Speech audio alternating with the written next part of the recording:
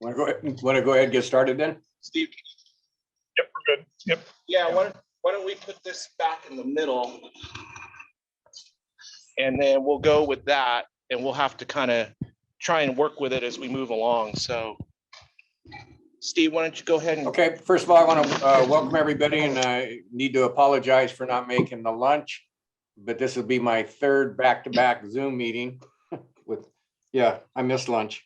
But anyway, I just want to say thank you for everybody that's either via Zoom or in the room. I think we want to begin with a meeting recap of our last get together. I'm not sure, Aaron, are you going to jump on that one?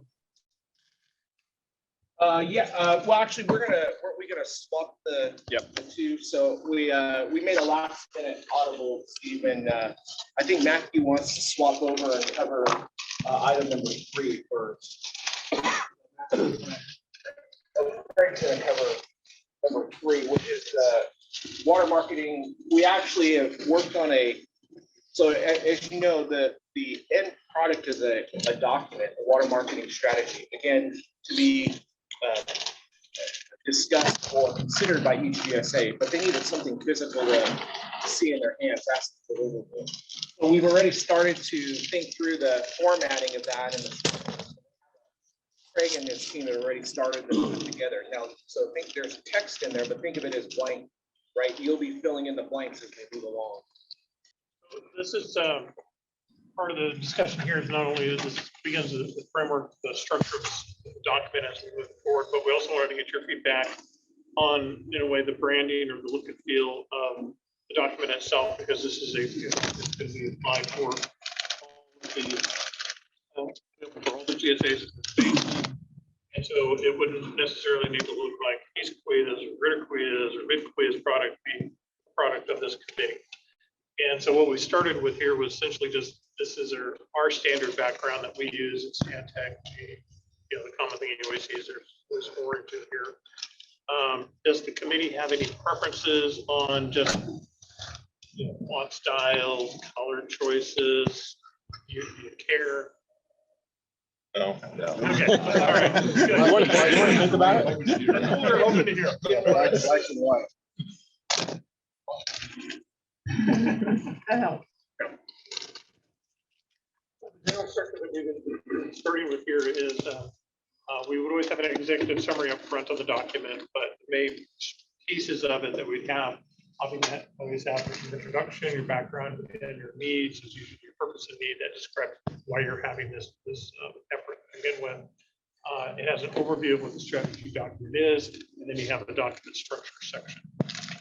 Then we come into a chapter that is what is a groundwater market, and this would be the benefits, the world is in the market, the buyers and sellers, market roles, why markets fail. And then chapter 3, and all these follow the general flow we have in the schedule that we presented to you for this overall project. Chapter 3, this is what we're going to be diving into today. It's talking about the existing water markets and the strategies. Within this, we would also have some discussions over statutory authorities, essentially each of these market types, what is the authority that they operate under? Because you have the same thing for the Kaweah water marketing strategy. You have the authorities that it operates under are contained within California Water Code, within Sigma, and also within the Deep River Emergency Regulations that govern Sigma. And then you have a discussion of the evaluated water markets. And that's part of the 11 by 17s that we have handed out. I have a question, if I may interrupt. Sure. Do we have a copy of that you have on the screen? Is that in here? It is not in here. We will get it to everybody else. You also have to be able to have access to it to the SharePoint site. In fact, if you were afraid to tell us your strong color preferences, you could, or fonts, you could log in and change it, and we wouldn't even know. And then the other major chapters, within the document. Go in and put white on white. They'll be panic. Well, the thing is I am a little visually challenged. Okay. And so for me, what's up there, even with my glasses, is somewhat, Okay. a challenge. And that's for that reason I asked if you had it. So wouldn't have to go through all of this in a little bit in great detail.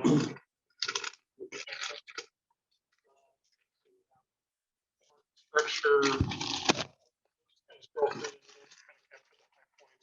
Get this to be no more than 4 levels down and kind of the chapter organization. It's a little deep. I usually like to keep it within a together. Monitoring for use, penalties for over extraction. Then we have the market structure discussion. There'll be types of exchanges. There's informal, formal markets. I'm happy to get into that more today. There's also the discussion of the unit of trade. It's pretty detailed. Chapter 4 is the building and water market. And then we have a section that will be on references. So this is the starting point of that document structure that I'm going to you. You can if you see any areas where you'd like to say, well, what about this type of activity within the document, where would it be captured? We can track those in the future meetings. Where this interacts with what we're talking about today is that you have a draft of one of the chapters, and this will all be put into that format, and it will become part of a broader water marketing. This will simply be one chapter in a much broader document. Is this also available on the SharePoint site? Yep. Thank you.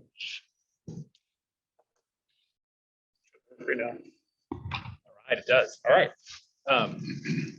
So the next two things are sort of linked. We wanted to briefly follow up on our discussion last committee meeting on the guiding principles. There was one principle we sort of put there at the end without discussion, and then start talking about existing water markets and how the guiding principles interact with decisions about specific elements of a water marketing strategy. So that's sort of the next bit.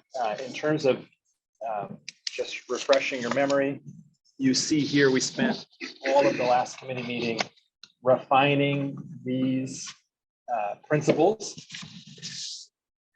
Now the actual principles themselves didn't change. These are the results of the 2 committee meetings ago and the Jamboard exercise that we did. That's where flexibility, adaptability, transparency, do no harm, and equity and inclusion came from. And obviously we spent quite a bit of time working on the specific language, how we interpret those. The one that got, so first of all, just as an open invitation, if you have any thoughts at any point today about any one of these or all of them as a group, feel free to jump in and share those. If there's something you've had second thoughts about, obviously we welcome all of that feedback on the original principles.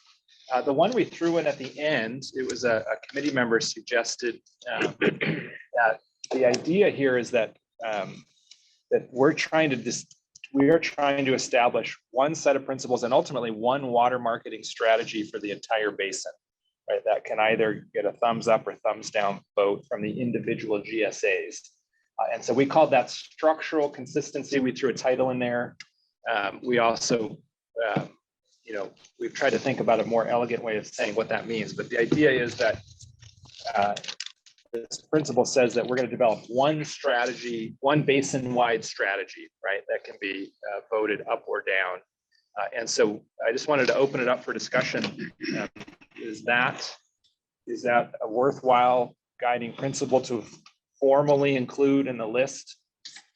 To call out. It is sort of inherent in the work of this group and the entire scope of work for the Water Marketing Strategy Committee. But any thoughts about that last one? So one strategy, one basin-wide strategy. And it says there, the water market strategy will develop common framework available to all kaweah sub-basin GSAs. So any thoughts about the inclusion of that one? I think that's really important because we can't possibly go out and do separate ones for each GSA. So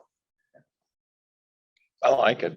Yeah. Pretty clear. The only thing that strategy, I think it depends on what the confines are when you refer to term strategy, because if you get into details and so on, okay, and say, okay, we're certainly not going to allow certain types of negative things to occur and whatnot, I think everybody could sign on. All the GSAs would be willing to sign on.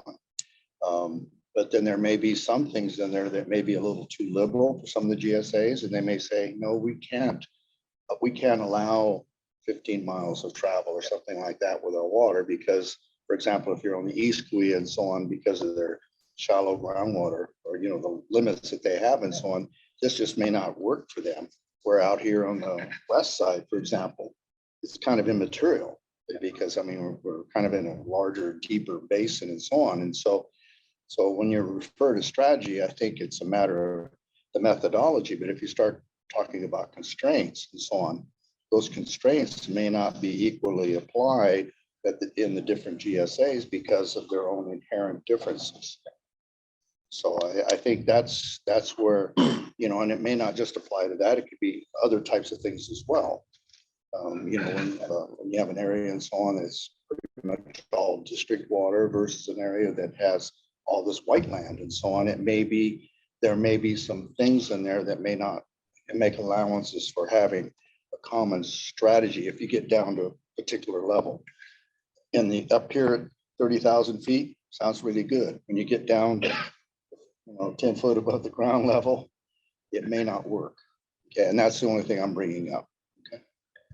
And if we don't agree from this committee on what we think, then we really don't Understood. have anything. So I understand that. I understand that. But the thing is that at what complexity, or in other words, what detail are we going to agree on and so on.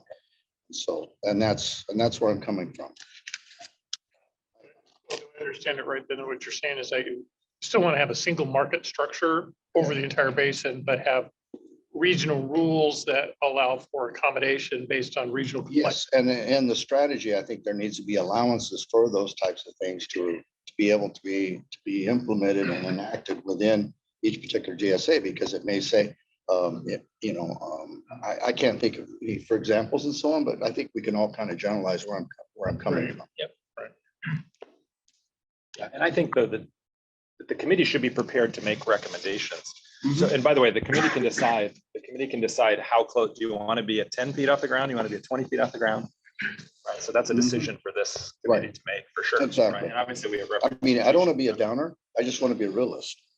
And Joe, to me, it's a balance between what you're talking about, you know, at very local level, and an overall structure that allows so much divergence that it's going to end up pitting the GSAs, the individual GSAs against one another.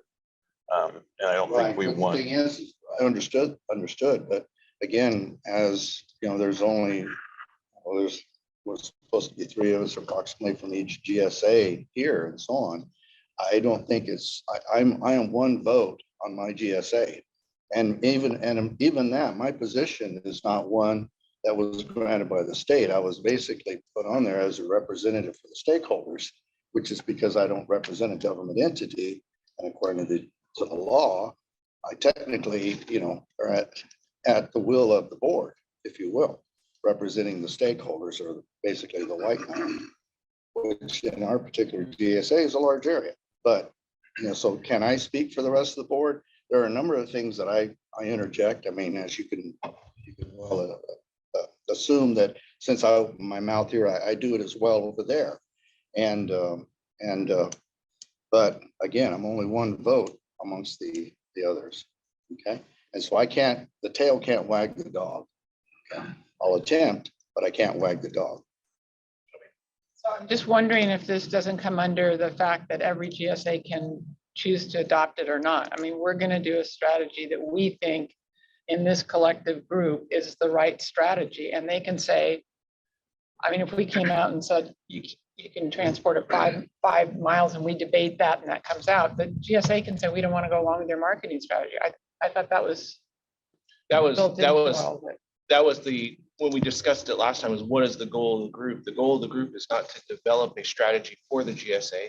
Yeah. It's to develop a strategy for the subbasin that the GSA can massage to what may work for them. You look at our emergency ordinances or rules and regulations that are going through right now. Well, they structurally, you line them up and there's some similarities that go across the board. There's a lot of, well, that in this area is different in this area. So for instance, the Greater Kaweah has a 3-mile currently distance regulation on the movement within a ranch, and the mid-kaweah has a 5-mile. So again, I think what I'm hearing is this strategy, this document, that thing you saw just previously, the physical paper document gets delivered through to the GSAs. Joe sits on that board, and then they will open that up and start going, we like it, we don't like it, we might need to move this, we might need to move that. But as you're seeing in the Kaweah Subbasin anyway, the 3 GSAs come back together at one, and we'll start talking about it to make it work globally, because the mid-kaweah has to make it work with the Greater Kaweah all the way around us, because everybody on our edges is a TID grower and a Greater Kaweah grower. So it's got to work out for them. Right. And, you know, I think the method is that we could come out, and this is a tentative, and present it, and then we could present it to each of our boards and so on.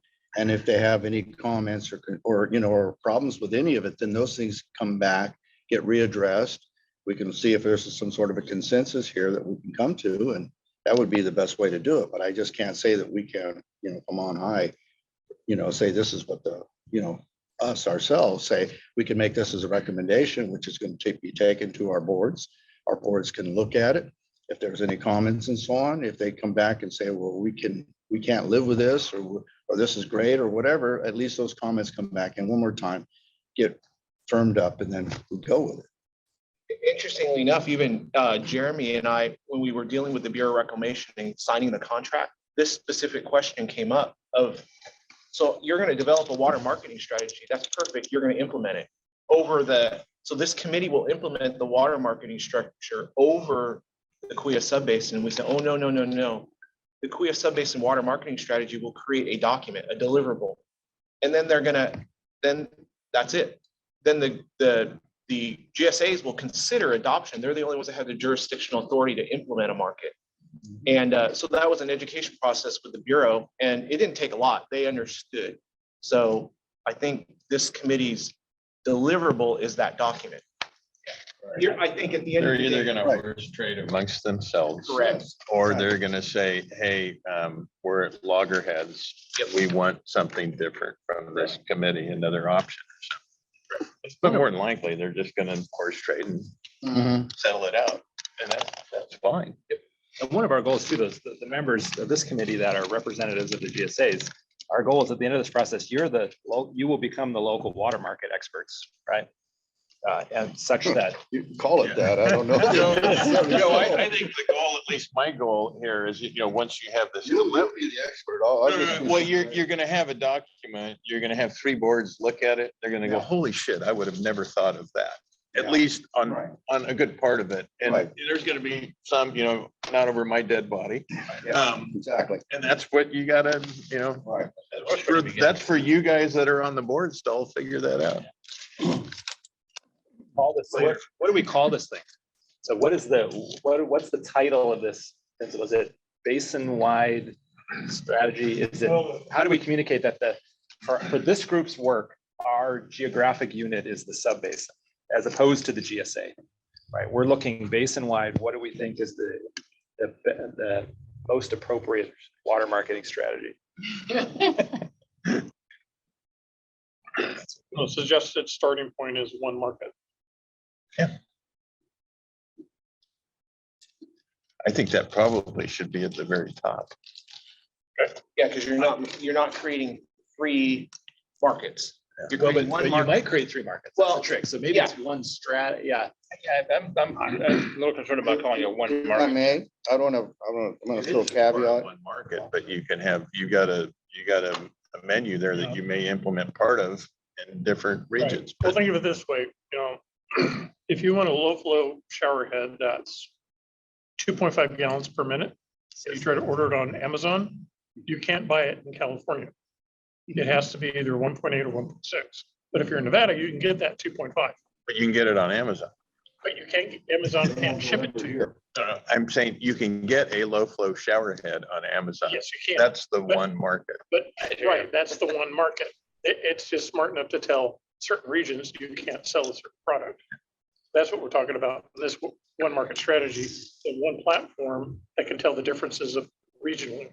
I'm gonna throw a caveat in here. What if a particular GSA says, okay, we're fine with people marketing water. But in addition to, we want to do that program that what was it referred to as a Dutch auction methodology. How does that play into this? Because is that construed as being part of marketing, or is that something outside of, or is that going to be included within this program? Well, I think the water marketing strategy document needs to have some discussion of the Dutch auction and the advantages and disadvantages and how you might go about implementing one if you wanted to. Right, yeah, because that, I mean, that's the thing is, because I don't know that it would be in our best interest, especially given as much white ground as we have in our particular GSA, to not entertain that methodology to use those dollars that we're getting from you know, the offsets for excess pumping and so on, to be able to take those dollars and roll them into retirement funds, if you will, in retiring land. You see what I'm saying? And doing it at kind of in a form that kind of allows a lot of people to be able to, you know, depending on their And I think, stage. you're already anticipating part of the discussion we're going to have in the existing water markets. Okay, well, I don't need to be stepping over or going ahead. I just don't, but I thought this was the time to be able to bring that up. You're an expert already. You're ahead of the presentation. Man. This is a important concept, because I think the deliverable or your task is this one market, one strategy, or whatever. So we don't want to dive into, well, we make this special rule for mid-kaweah and that special rule for the greater kaweah. It is a rule we think is healthy for everybody, but you can tweak it once you get it in your hands. But I would say that the amount of discussion that you've already had to date, by far out greater than any other discussion that's been out there already on water markets. So by the time we get the document done, 95% of the heavy lifting of what is going to make sense to everybody is in that document. It's that very minor 5% that might make a difference. Things that, like Joe may bring up, like a regional area that might want to do a special Dutch auction or reverse auction. So, but the critical is, what do you call that? It's clear on what the guiding principle is. I think everybody here is, again, we need to make sure that the document makes sense to people on the outside. So is it one strategy, one framework, one what? A market strategy. Like that? And do we need to make reference to the geography that is subbasin? One kaweah sub-basin marketing strategy. At some point, Dave, you were opening your mouth to say something. Well, on the distance, maybe we just skip the distance for the time being, work on everything else. Because I know there's discrepancies on who thinks it can go along. Until we got something to kind of, or maybe just leave it to the GSAs to decide how far it's gonna go. So they have proof and facts and things that make sense, rather than, maybe we just skip over that one for now. One, for example, this committee could say, and we're putting the cart way ahead of the horse, could say, we recommend distance restrictions, right? Sure. Period. Yeah, and just leave it at that. And then you decide what that distance is. Yeah. Because that's a good point, because each of us have a different geology. If you go to the east side, the geology is completely different than the west side. Yeah.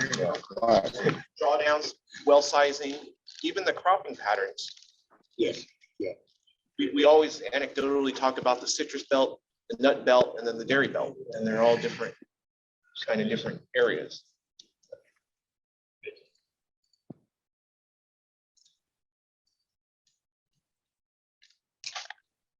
And then you can get rid of formerly structural.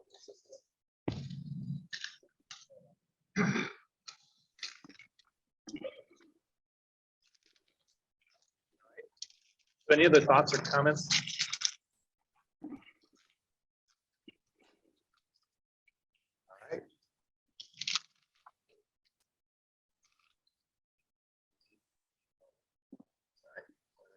All right, so let's talk about the existing water markets chapter. So just from a high level, our request for you is over the next 2 weeks to take a look at this document. And most importantly, to first of all, provide comments and feedback on the content that's here, but with special attention on what else do you want to know, right? So what are the questions you have that this raises or that are left unanswered? What else do you want us to look into? Another thing you might consider is, are there particular types of markets or particular strategies you want to learn more about? And that can, the way we will follow up is either by going and getting more publicly available information. We can even, something we did that was very, very influential in Fox Canyon was we invited people running markets in some of these other regions to come and give us a presentation. Hey, tell us what works well. What would you do differently, right? What did you learn along the way? What did you wish someone had told you before you started, right? And so this draft here is just the starting point for that. Now, rather than just sending this to you and dropping it in your inbox and asking you to read it, we also just wanted to walk through how this thing is structured, what we attempt to do, where the information comes from, and then get your comments and feedback, one round of comments and feedback before you even read the document. And so, all right, so in this document, we survey in the end 17 specific markets that are either 16 of which are actually have been implemented somewhere else. One of them is in the planning stages. And in terms of selecting what is a water market, we're defining, when we went out to survey existing strategies, we used the broadest definition we could think of. So a water market, for the purpose of this chapter, is any management strategy that caps total water use, allocates portions of the cap, maybe the entire cap, but at least portions of the cap to individual users. So individual users have a quantified amount that they are allowed to use. And then it allows users to transfer allocation between buyers and sellers, right? In other words, allocation, there's a system for allowing transfers of allocation for financial benefit. So that's the definition. You see here that we, you may remember from previous presentations, there, as of 2016, there were 19 California adjudicated, there were 24 adjudicated basins, 19 of which had some form of trading institutions. We selected 8 of those adjudicated basins because they had, because it's a representative sample of all the different strategies employed in California adjudicated basins. So we'll dive into what some of those are, but there's 8 that you see represented in this chapter. There are also 9 other additional markets, 8 from the Western United States. Western United States meaning west of the Mississippi, and 1 from Australia. Now the Australian one is interesting because the Murray-Darling Basin is actually multiple markets. It's not a single. They allow transfers across state lines. They allow interbasin transfers. So there's a number of different markets within the Murray-Darling Basin in Australia. So those are the markets that are represented. Now, in terms of trying to identifying the elements of the water marketing strategy implemented in each of these regions, we break down those elements into 3 broad components. So the allocation system, the actual structure of the market itself, and then rules or mechanisms to mitigate adverse impacts. Those are the 3. Now, what we mean by those, there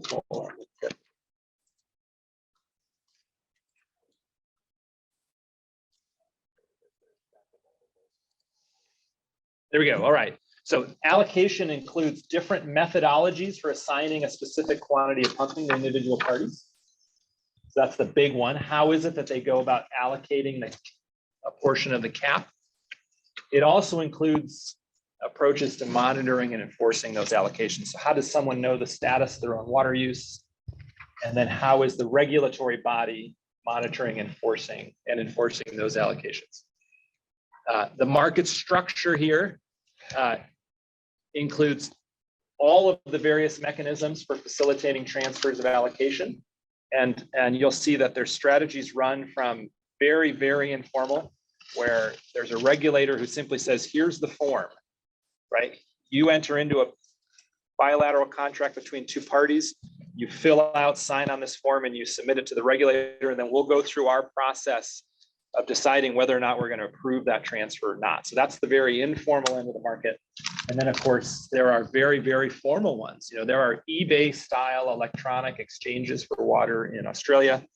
Fox Canyon has a system where the monitoring system, the universal telemetric monitoring, is integrated into a data portal that works with an electronic trading platform. So the market structure runs an entire spectrum of approaches that we'll talk about. And then mitigation of adverse impacts includes various rules employed in different regions, seeking to identify and avoid negative impacts, and also for discovering and responding to those as they're uncovered. So those are the three things: allocation, market structure, mitigation of adverse impacts. That's how we have decided to categorize the various elements of the strategies. Now here you have this thing. What we've done is we've tried to put together what I learned is called a measles chart. So you see here, here's a full color version. This is simply, it shows all of the different elements. And again, you're going to see as we dive into this, there's a market structure section, an allocation section, a mitigation of adverse impact section. It shows you the 17 different water markets listed on the left-hand side, and then simple dots identifying which particular element was selected for implementation in that basin. Now you'll notice there's a few that are empty. So sometimes a basin doesn't have a strategy for mitigating adverse impacts, for example. Sometimes it may be the case that there just isn't publicly available information about that particular aspect of the water marketing strategy. So that's the whole measles chart, and we'll go through this in some detail. I also gave you, I put it stacked on two different rows. And so the two different 11 by 17 sheets you have with the charts are the same. One is just enlarged so that it's actually legible for me with reading glasses. All right, so here we go. So we're going to jump into this. And so as you see here up on the screen, you can see some of the categories. This is looking at the allocation system, employed in the various basins. I want to start on the left. You'll notice we have a column here that doesn't fit into one of those strategy components, but this is just lets you know what the origin of this particular market is. So where it says market origin, you see California adjudicated basin. The 8 markets listed on top are all California adjudicated basins. You then have the 9 additional basins below the dotted line there. And you'll notice that 2 of those, even though they're not California adjudications, were born out of similar types of legal settlements. So the Edwards Aquifer and the Twin Platte Natural Resource District in Nebraska. Edwards in Texas, Twin Platte, Nebraska were both legal settlements. The Murray-Darling Basin is a system set up by the Australian national government. So they use their legislative authorities of the national government to set up a national water marketing strategy. Fox Canyon is included there. That's the authorities were originally given by the California legislature as a special act district. And then later Sigma provided the authority under which the current water marketing plan was implemented. And then you see 2, Central Kansas is state run. So that's the state of Kansas set up the Central Kansas Water Bank Authority. And then the Oregon Freshwater Trust is an interesting one because this is a private nonprofit organization that was set up with philanthropic dollars. And the Oregon Freshwater Trust, its goal is actually its original goal was to actually purchase water for nature. So to protect in-stream flows for migrating fish. So actually basically paying farmers in the Willamette Valley in Oregon to forego diversions of surface water. Imagine that, a state paying the farmers to forego diversions of surface water to protect fish. And that program's been so successful, they're a market maker. They have set up a market where they engage in both purchases and sales of water, and they do both temporary leasing and permanent sales of entitlements. Oregon is a unique one. So that's the market origin there on the left.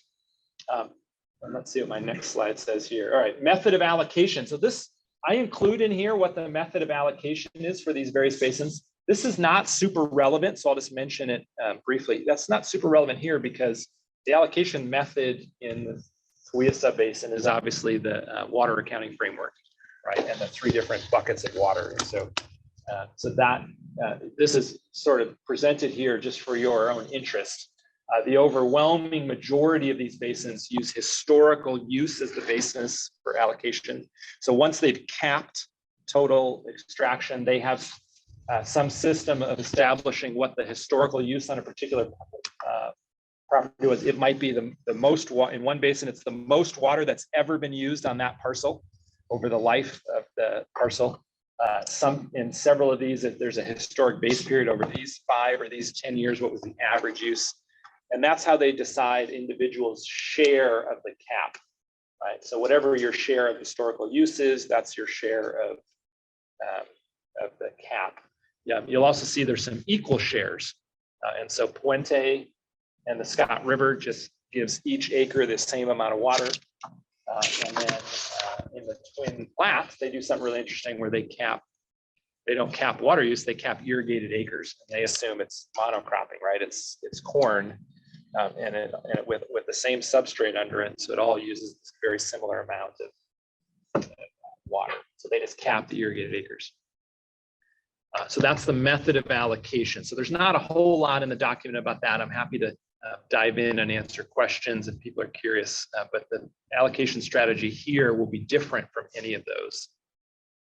In terms of, so any questions about those things, about the origins of these markets or the method of allocation?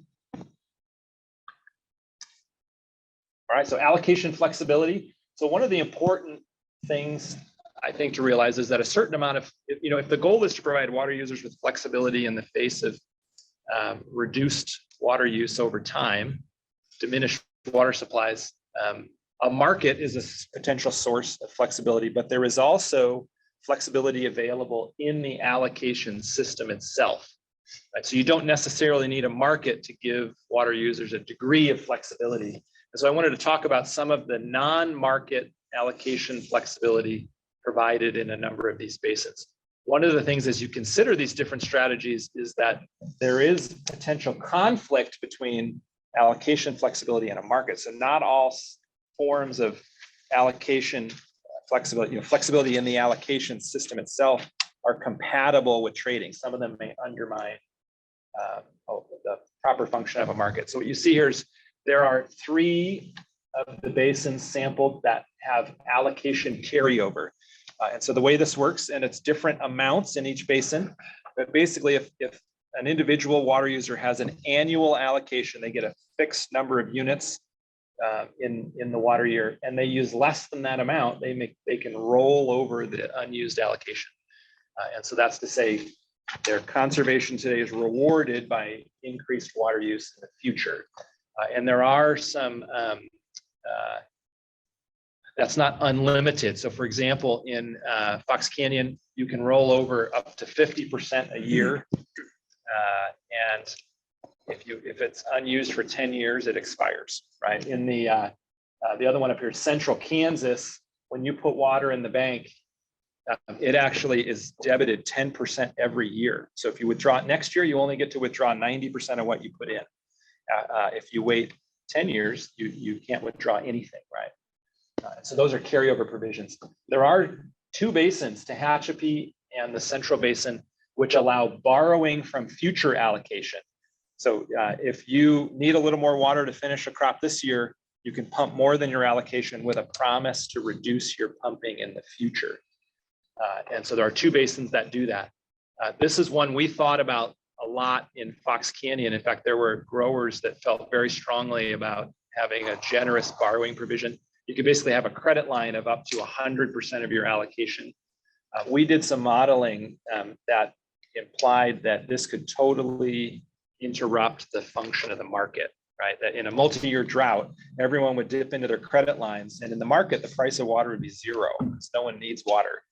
And then in the third or fourth, whatever years, everyone slams into their credit limit and turns to the market, and the price of water would go from zero to infinity, right, overnight. And so we fear that borrowing would interrupt the price signal. But there is one basin that uses something similar with a market. So you see a rolling average. Rolling average is a hybrid strategy. It involves both carryover and borrowing. And what a rolling average allocation says is that rather than saying you have 100 acre-feet to use this water, it says you may pump 5 times your annual allocation in any 5-year period, right? So you get every 5 years, you can pump 500 acre-feet, right? And so Santa Paula has a 5-year rolling average and actually has market transfers. And so it is possible to have some element of limited borrowing and still have a price signal and market transfers. What's interesting in Santa Paula is that, so that's an adjudicated basin in Ventura County. And what's interesting there is that suddenly the age of water becomes really, really important. So the primary disadvantage is it's a very elaborate accounting exercise. You have to know, if I sell a unit of water to someone else, the buyer needs to know, is this water that must be used in the next 12 months? Is this 1-year water? Is this 3-year water? Is this 5-year water? And that accounting exercise becomes a little challenging both for the water user and for the regulator. But they're doing that. And there are market transfers. Santa Paula is either the most or the second most active adjudicated basin in terms of transfers. And so they do the accounting exercise. And so those are the most numerous allocation flexibility measures. You can see there's not a whole lot of them. Most adjudications and most other basins just give you your annual allocation, and the primary flexibility is to buy and sell water on a market, right? There's one other one that we are experimenting with in Fox Canyon. And this one is, I know, being talked about in a number of basins here in the Central Valley, and that is well aggregation. And so the way this works is that either wells, this can happen at the APN level or at the well level. Fox Canyon does it at the well level, but when an allocation is given, an annual allocation is given either to a well or to an APN, if there is a common owner that owns multiple APNs or multiple wells, they can pool all the aggregation on those individual wells. So if you have 5 different wells that each have 100 acre-feet, you can pool them and you can pump 500 acre-feet however you want among the wells. You could pump all 500 acre from a single well and fallow the other 4, but it allows common owner, wells under common ownership to move pumping around without having to go to the market. And usually the reason for this is that if you don't allow well aggregation in more formal market structures, you'll have the weird situation where a well owner might have to buy and sell water with himself on the market, which just doesn't make sense, right? Which means they're paying transaction costs in the process. And so a certain amount of well aggregation makes sense. Yeah. Is there any kind of geographic overlays that set on top of that, kind of going back to Joe's comment earlier? Yeah, I can tell you the experience at Fox Canyon was that originally it was supposed to be common owner contiguous ranches, right? Unfortunately, that has been relaxed. And so we are trying right now feverishly to unwind 2 different packer shippers who have custom grower contracts with dozens of growers, used those custom grower contracts to say, we own your water as a condition of working with this packer shipper. You must authorize us to use the water on your well. You must aggregate your well. And so these 2 packer shippers each put together more than 40 wells that are non-contiguous. So they're spread out sometimes 20 miles across the plain. And in fact, in both those cases, I believe the packer shipper does not, I think in one case, they own 1 of the 40 wells. And on the other one, they own 2 or 3 of the 40 wells. One of those aggregations has 29 separate owners. And so we're trying to unwind that. It is an accounting disaster for the agency, for the GSA. And frankly, what it means is that we now have 3 competing water markets. We have the GSA authorized water market, and then basically these 2 packer shippers have their own internal water market, right? Where they're bargaining, they're horse trading within their own grower network, right? So anyway, which means there's no price information, there's no restrictions, there's no mitigation of adverse impacts, that kind of stuff. And so well aggregation makes a tremendous, it almost doesn't make sense not to do some level of well aggregation, but an important question is what's the right scale? Well, the reality of it is it the wells that we're concerned about, or is it the extraction of water per acre on particular APNs? Yeah. To me, it's immaterial. You could have 500 acres with 10 wells on it, or you could have 500 acres with 2 wells on it. It doesn't really matter. It's how much water are they extracting. Yep. And so to be, looking at each individual well, I think we need to be concerning ourselves with the APN. But I think you bring up a good point, is that when we're setting up this thing, we probably want to make provisions in there that will not allow for packers or others to control, to basically say that you have to assign me these rights as a condition of marketing through me. Yeah, and we have as some of you may know, we have an anonymous market where you don't know who the counterparties are, because growers said, I don't want a farmer to refuse to sell water to me because we're competitors, that sort of thing. And so we have an anonymous market, but the well aggregation is a way around that. Do you know, is the water accounting framework treat the APN or the well? So I wanted to add that just for the grower, we're all working on this water dashboard, which will be your portal into your current allocations. And the other thing that treats it a little bit different than the pumping right now is because we're leaning towards evapotranspiration, which takes the well to a limited extent out of the equation. So Joe's right. It's really going to the APN. And so you're seeing that patch of agriculture evapotranspirating something. So the water dashboard treats it as an APN issue. And we're looking at it as an aggregation of your operation. So if you are an operation of 500 acres, then the system sees you as one big bucket with all these fields underneath it. And for right now, we don't even have the elaborateness to go into and parse out that field A, let alone APN, to do a calculation on that one APN. We're going to get there. But for the first year or 2, you're just going to see one big kind of bucket number. And then the other thing, in addition to that, you're going to have the surface water offsets that go into that same equation against those APNs or combined APNs if they're all contiguous or whatever. And so that's another thing. So that, again, the well thing is not even something. I will change. So you bring up a great point. I'm going to change that so that it says allocation aggregation, right? So that you can aggregate the allocation on different units, whatever it is.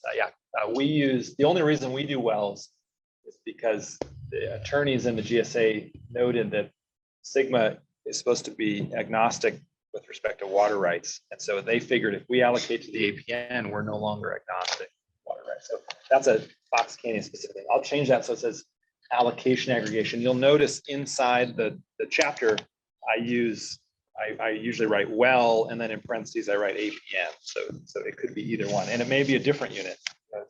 It might not be the APN even. And one of the important things to note here is that flexibilities had even subset of rules within the flexibility. I picked up on in the report. So, you could have a carryover, but a carryover with a reduction in annual. So there's subset of elements there. You can't put bullets for everything, but the committee should be thinking about those are actually the more critical element. To me, in my mind, it's the 10% leave behind seems to be more of a conversation piece. Everybody believes carryover is a good thing, but what's the leave behind is the more controversial. Mhm. Yeah. Distance itself is not, like you said, I think it's a good practice. It's the distance under which you look. So those are going to be more critical, but this highlights what other people are doing. And I was shocked that so many of the adjudicated basins didn't have flexibility when I read it. And the other thing I noted was, I believe everyone except Buena Vista and Fox Canyon technically were markets developed without Sigma in mind. So you are going to be blazing a new path because you're developing a market with Sigma squarely in front of you, which has different, right? So these people are trading historical use allocation and adding a borrowing.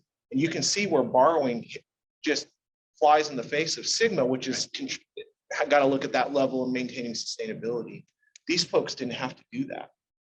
So their decision-making process was more of allocating a resource that had limits on it, but didn't have a Sigma limit on it. So it's different. And even carryover provisions need to be evaluated in the face of Sigma.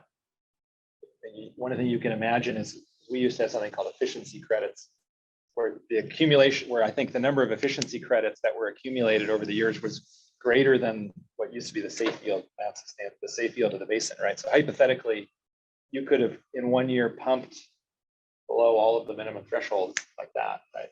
So yeah, that's an important one as you read this, is that, thank you for making that point. Buena Vista, Pajaro, and Fox Canyon are the only ones that were developed. And actually, it's not Buena Vista, sorry, it's just Pajaro and Fox Canyon probably that were developed with Sigma in mind. The other ones had made no reference to Sigma anywhere. Yeah. Because they were before. Since Sigma is supposed to affect all of the counties eventually, depending on the tier, will these other water markets have to adjust their plan? Amazingly, adjudicated basins were exempted from Sigma.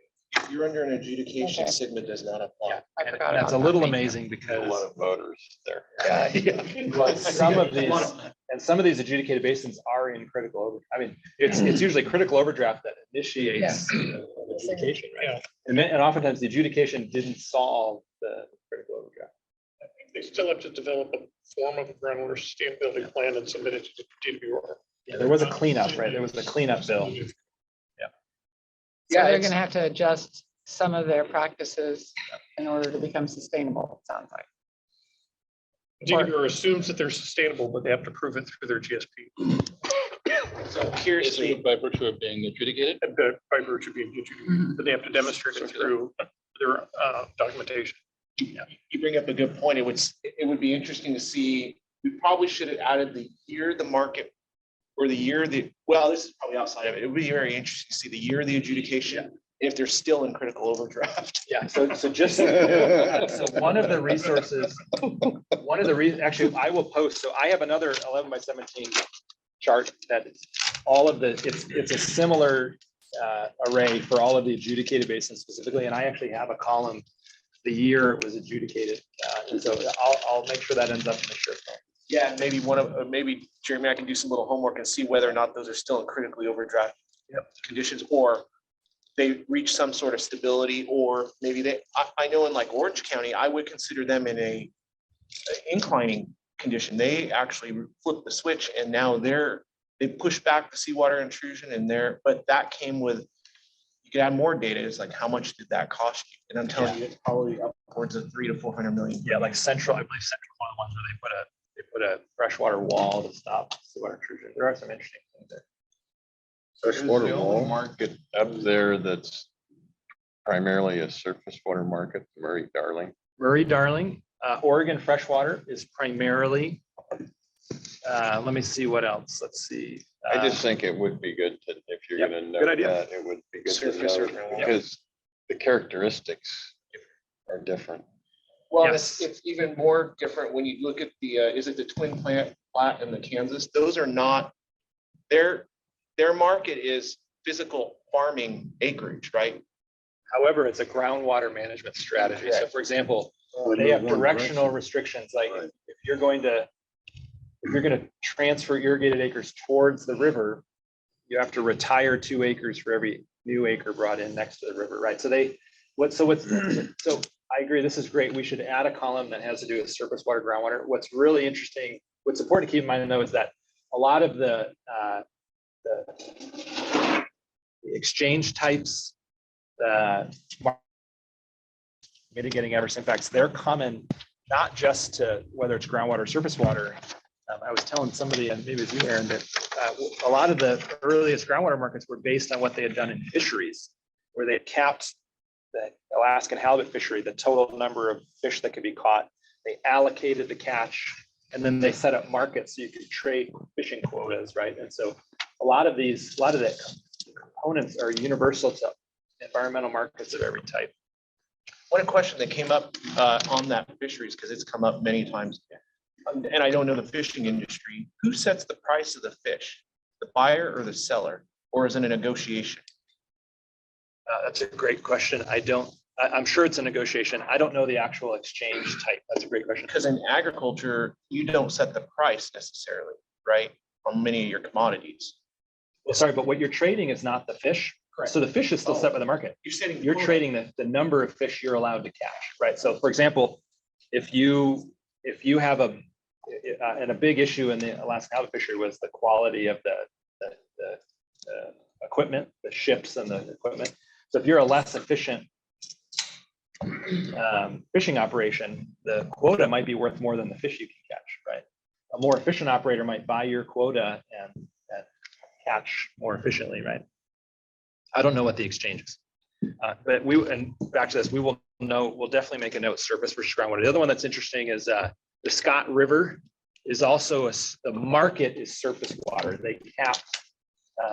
They also cap irrigated acres, and then but they don't trade groundwater. They trade the surface water component. But it's an adjudicated groundwater basin that produced the surface water market, which is really interesting.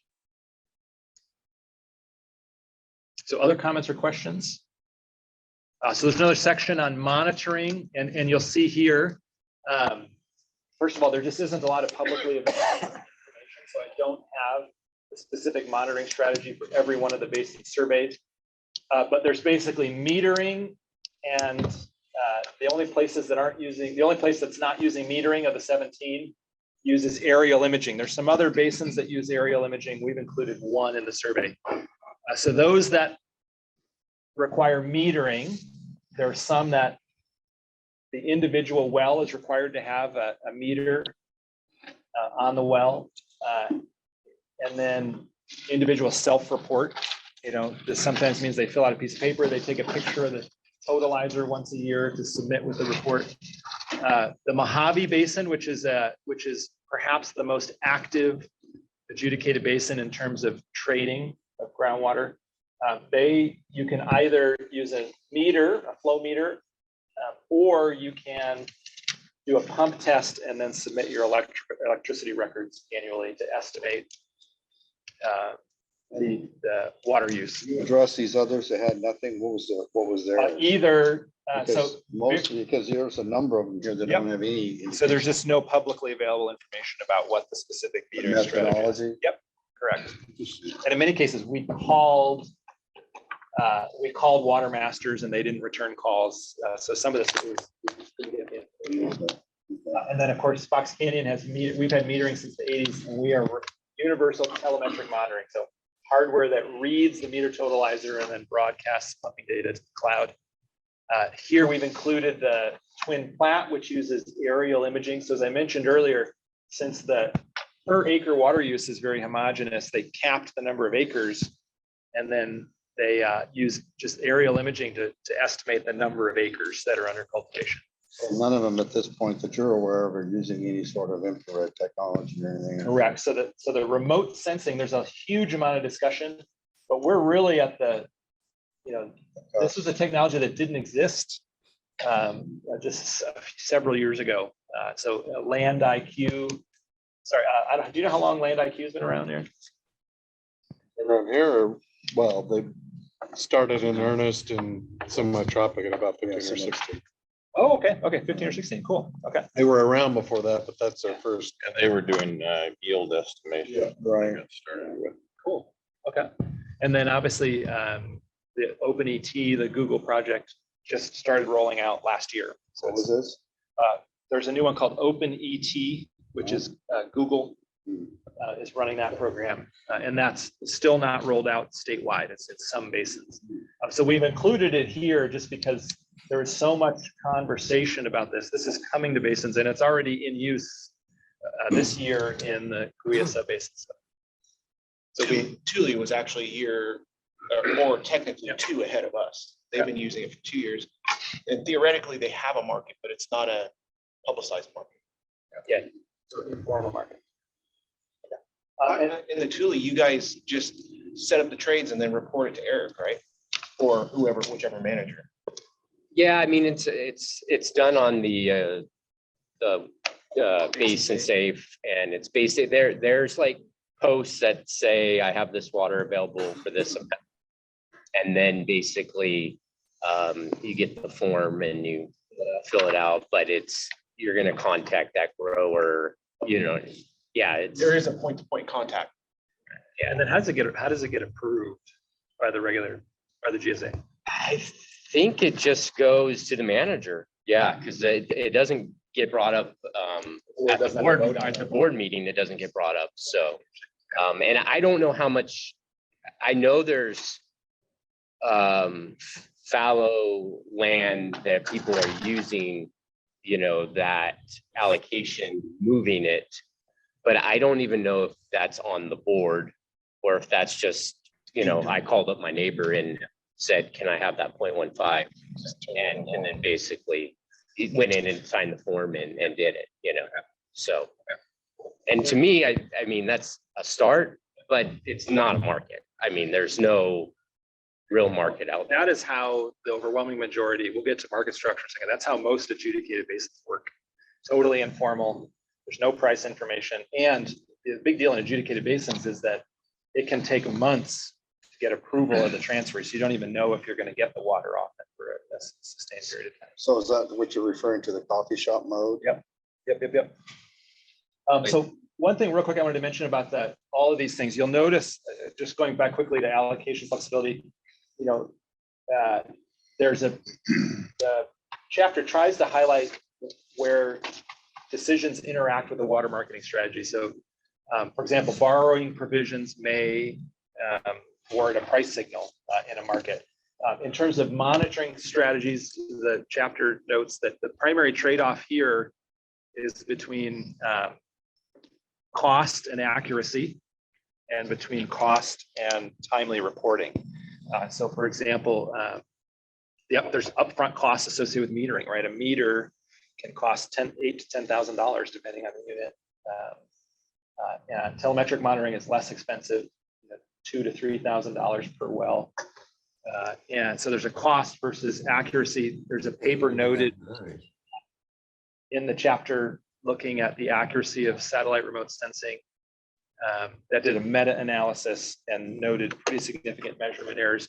In Fox Canyon, our experiment with OpenET is that the measurement error all works against growers. So we just looked at a small sample of wells, about 50 observations, and there was an average discrepancy between metered water use and ET estimated water use of 40%. Oh, And it always overestimated the grower's water use. Is much tighter. Yeah. Well, they do that ground truthing. Would that have to do with precipitation potentially? So it has to do with a bunch of things, like we have an aqua charge, so water doesn't recharge back in. We have May and June are covered fog. Yeah, you can't get good Right. pictures if it's fog. Yeah, so anyway, those are some of the issues. The other one is that most satellite remote sensing currently arrives with a 30-day delay. Correct. And so, spot markets where there's lots and lots of trades, you expect lots of activity right at the end of the water year. You need to know how much water you used up to yesterday. And so there is that trade-off. So OpenET claims they'll have that down to a week, within the next year or so. But we already, under the emergency, there's already a borrowing program set up. Correct. And the way we looked at it, exactly the way Matthew looked at it, you're probably not setting yourself up for spot trades, but you're setting yourself up for annual overages and movement. So at the end of one year, you're setting up your trades for the next year, and then you look at your bank account and you operate the year. There could be spot trades in the middle when you use the OpenET I better be careful. We are not using the OpenET system. We're using Land IQ. But I've been asked is whether or not, because there are growers that actually don't want to be a part of the Land IQ system. They feel that there's an inherent, like this error or whatever, They feel they're more on point with a meter. We are, I think every GSA is setting up, we will be able to use both. So at your preference, but we won't be able out the gate. We have to go with Land IQ for right now. If there's a preference, we may allow it, but we know that what risk that comes with too. If you've got this person on meter, this person on not, and that managing that may be an issue. At the end of the day, most of them will accept the land IQ. Even if they're getting 40%. They're not. 40% is non-ground truth, other platforms. Yeah. Everyone in semi-tropic, but maybe one or two guys as of now, get a bill based on it. Don't argue it. When they put after the first year, they had quite a few. And a lot of those guys have meters. They all do. And at the end of the first year, they said, I want to use my meter. I don't believe it. It's too much. On the young crops or fallow ground type stuff, it was true. It was overestimated. They're working on the problem. On fully mature and fully developed crops, they looked at their well meter compared to land IQ and said, I'll take land IQ every day because it's demand, not applied. And the thing is that depending on your level of efficiency, if you're not very efficient irrigator, you're definitely way ahead with IQ. So, I Well, mean, in for that- theory, in most places though, your inefficiency is making it back down into the groundwater, right? Yeah, and it's not getting picked, and Yeah, it won't get picked up by land IQ either. no, yeah, so, You're just spending extra money pumping your well or deliver more. Everybody in the mid-kaweah camp knows I got yelled at. You know, but I think the land IQ is going to be our best shot. But if you really want to know what's happening on your field, put a meter on your well. it would be good to get some of those growers up to a meeting at some point and say exactly what you're, the first year was hell no, the second year was okay. I think everybody has gone through that. Cooley went through that too. Everybody was not necessarily on board. And then and that's the beauty of using Joel versus OpenET. Joel is very open. I got it. He starts almost with, I got it wrong. Let me go fix it. So then he puts his sensors out there and then he hones in on the number. So right now we have in our district, we have the walnuts on the west side of 99 seem to be skewing off for some reason. What that is, we don't know why. So let's put sensors out there and we'll true it up. So they don't use it much more.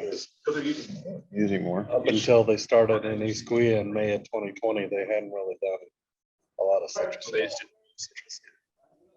Yeah. So, But even on the citrus, I mean, we ran our numbers in Thule last year and it was like 5 to 8%, which I mean, when you go off a meter, you can have that too, so it's not that far off.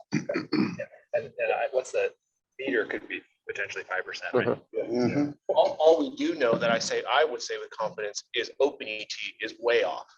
Yeah. That in our spot check around the district, we couldn't even find one that came close. So we're not too hip on OpenET, and we know why. It's the ground truth. they don't have any data when the imagery isn't. Mhm. Yeah, to make that correlation. The interpolation between the 2 points is such a big interpolation, it gets it way off. Greg is on. There we go. All right.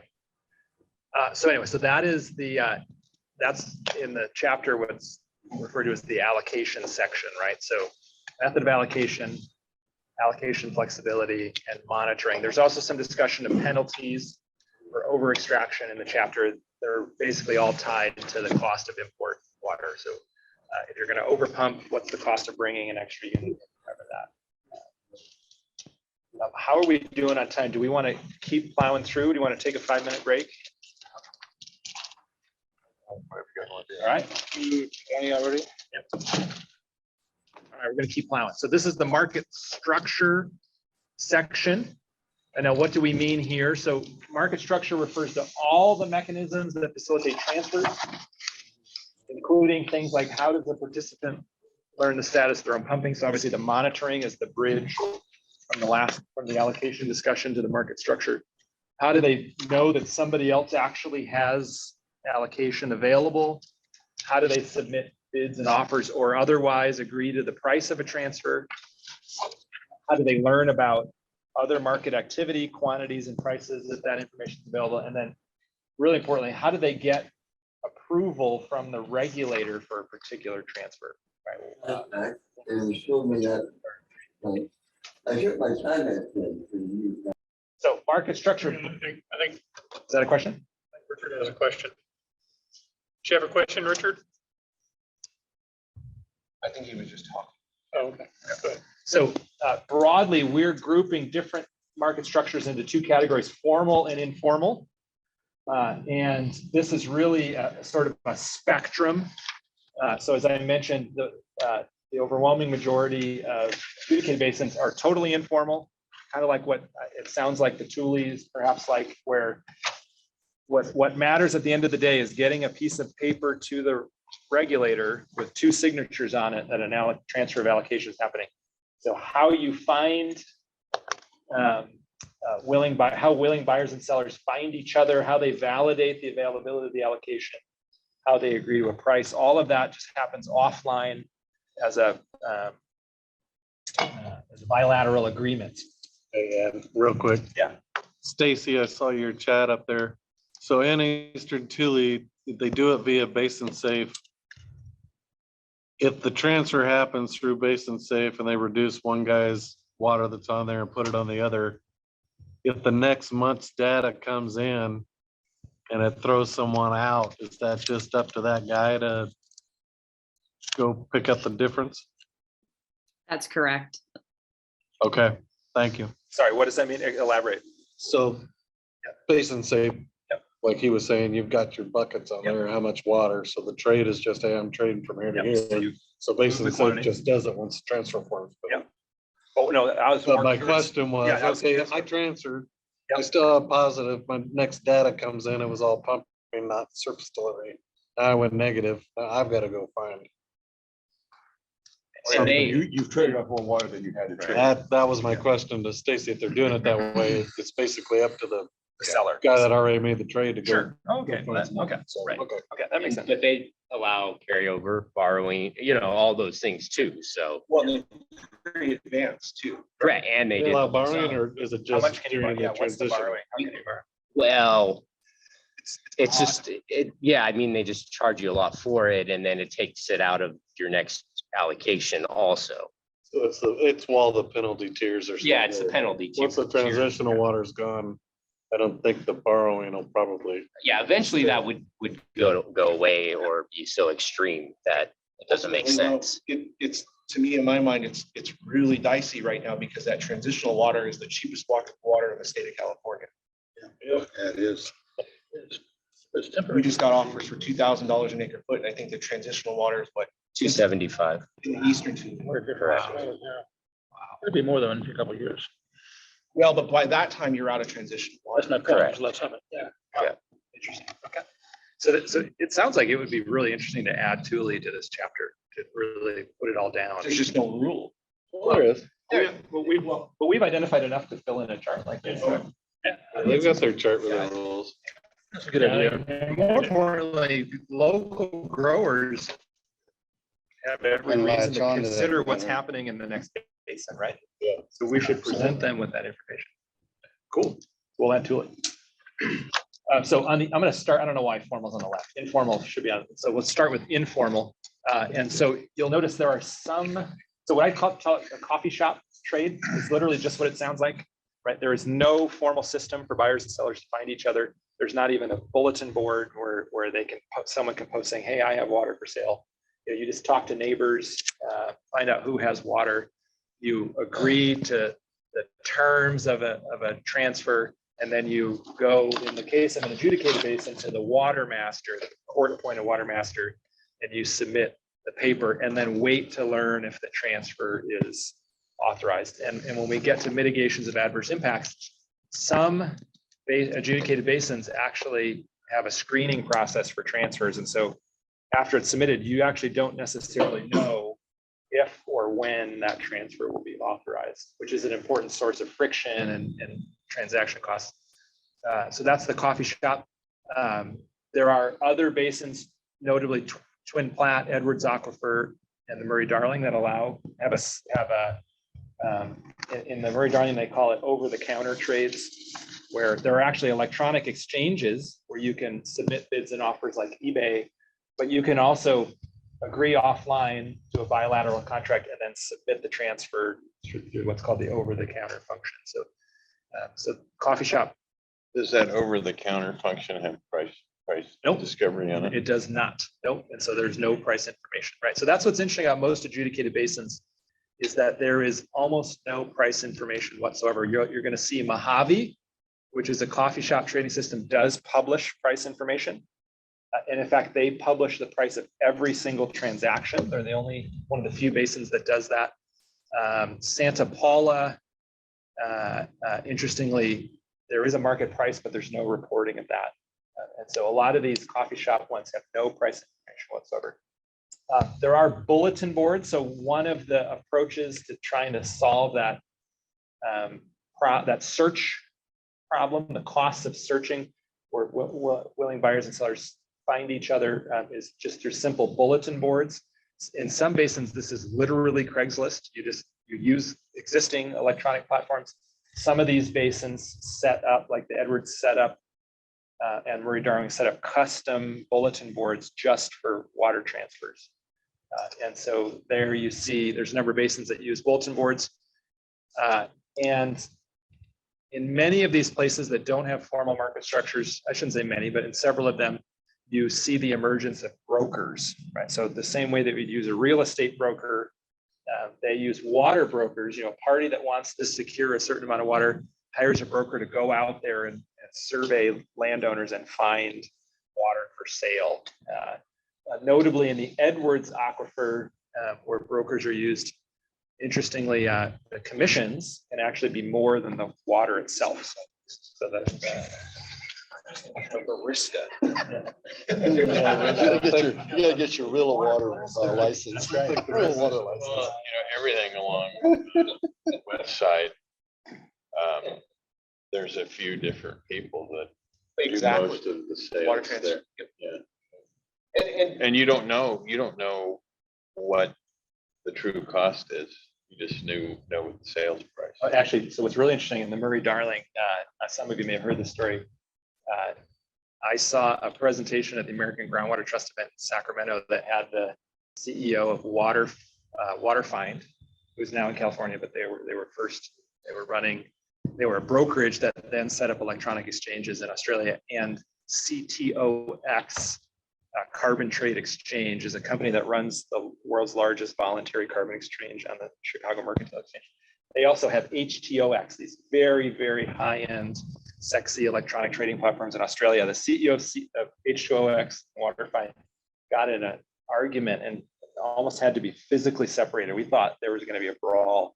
And what happened was H2OX, which runs the fanciest electronic exchanges, was critical of Waterfind's role as a broker, because what was happening is the broker was bringing buyers and sellers together. And the broker knows what one person's willingness to pay is and what one person's reservation price is. They were wetting their beak. They were taking the entire spread. And then what was happening is they were submitting the transfers through the over-the-counter function, which records no price information. So the broker is the only one who has price information. And he's making a hell of a lot more than a brokerage. Making whatever the entire spread was, right? Making the whole spread. That's basically how it operates in California. Yeah, because the middleman knows the buyer and the seller and the price and the commission. And most And of them. that's the thing where most of them are we pretty initially put that as a constraint in terms of anybody was going to do this, is that we didn't want to get into that type of model. We wanted to avoid that. The other thing I was going to ask on these, in any of these here, do any of them have any sort of locational data submitted along with water? In other words, so that way, before they even get to the pricing mechanism, that they know that, okay, I have this constraint. I can't exchange it more than 20 miles, or I can't. You follow me? Great question. So that you have locational stuff so that you don't even have trades trying to initiate that we could never do it anyway. Yeah, so Mojave and Fox Canyon both have management areas. Okay. And so it's defined ahead of time. So I think in Mojave, I think you have to learn the counterparty's location and you have to understand, and then you submit the transfer, which gets a thumbs up or thumbs down. In Fox Canyon, since it's all integrated through an electronic trading platform, it will not allow matches across those. boundaries. Okay, that's what I was gonna say, because otherwise you could be submitting a lot of things for approval, which then all of a sudden just get the rubber stamp, no, because it's too far away or whatever, Yep. so. Yep. Yeah. So, but you're Take hinting a at lot of A lot of that there's approval time. there's a that you have to worry about transaction costs, right? So, and not just the cost of the water, but the cost of but searching for buyers and sellers, learning if the water's available, learning if you qualify to transfer. Right. Yeah. You were gonna say something. You made the comment about the coffee shop market in adjudicated basins. So I think the way you described it was buyers and sellers would kind of come together, sit down, work up an agreement, submit it to the water master, and then find out whether or not it's been approved. Is that the way some of the adjudicated markets began to apply, like water management area or limitations like that, is kind of through a trial and error test case, or? No. So interestingly, no. So the ones I'm aware of that have management areas, there's some that aren't, like Santa Maria has management areas. Some of these others, Mojave we included because it has management areas. Those were all set up, established in the adjudication. What's really weird about adjudications is they seem immovable. Once they happen, they never get updated or changed. And so what you see is that in these 19 adjudicated basins that set up allowances for transfers, in the overwhelming majority of years, there are no transfers just because it's just not useful. Right? So Mojave has transfers, Santa Paula has transfers, and almost no one else. Scott River does, and almost no one else does.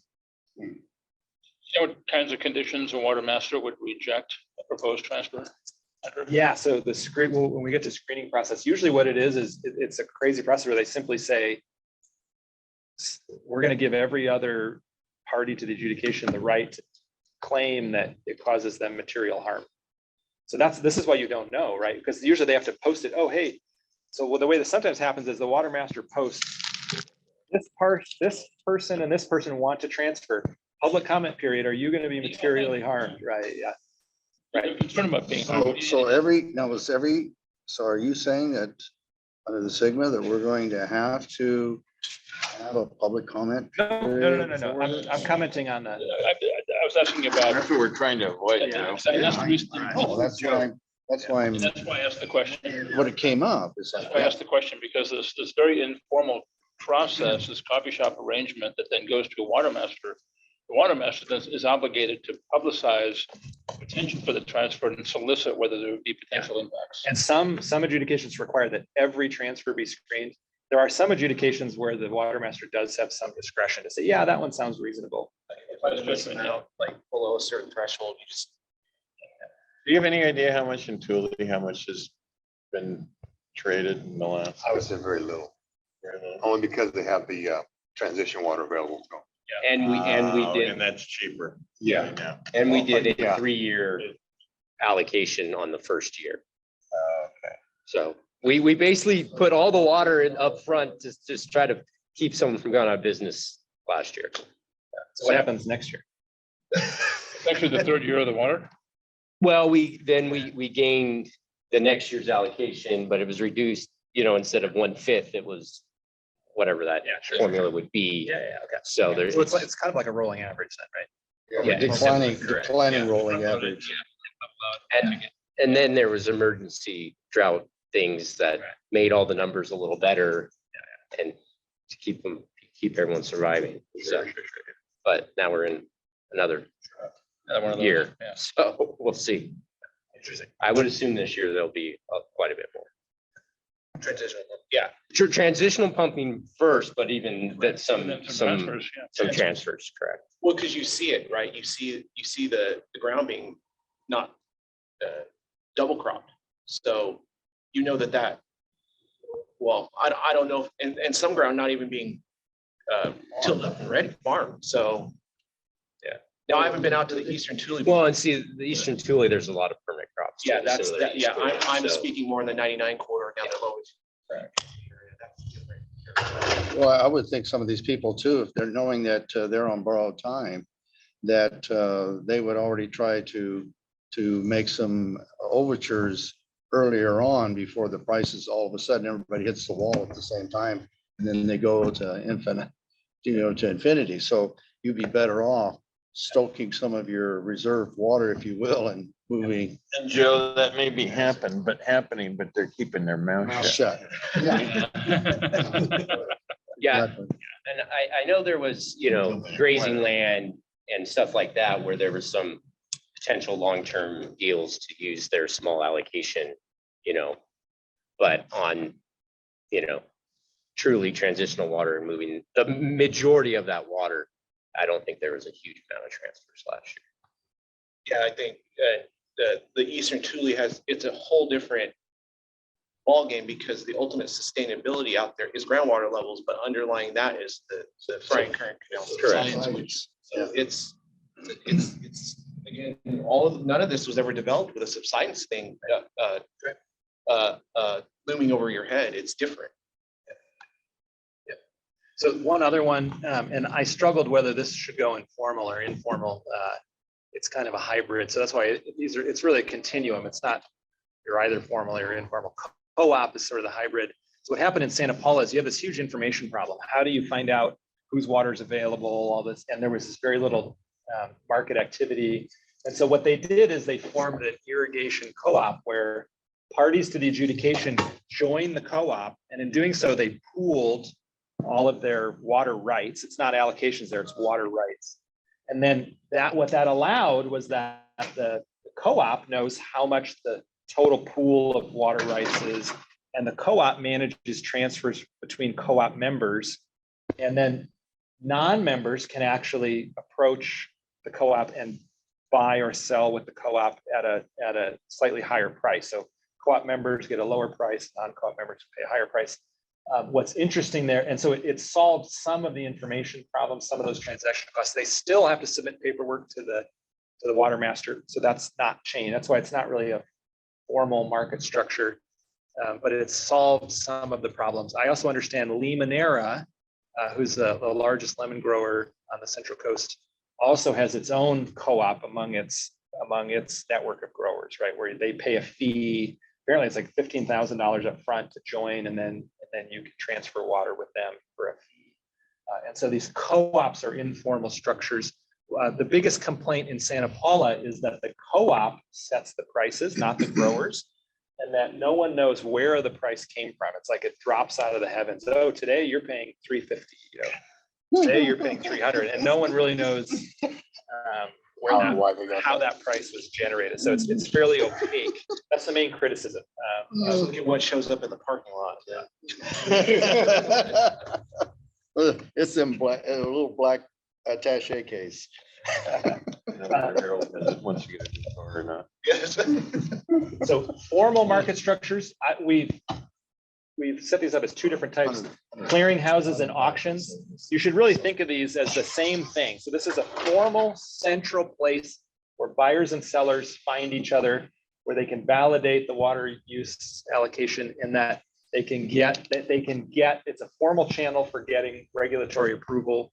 So this, like, think of this as expedited or immediate regulatory approval. The only difference between a clearinghouse and an auction is an auction happens one time a year, or maybe just once ever, right? Or one time a year. Clearinghouse, the market clears more frequently, right? You might do twice a year, quarterly, monthly, or in Fox Canyon, we do weekly market clearing.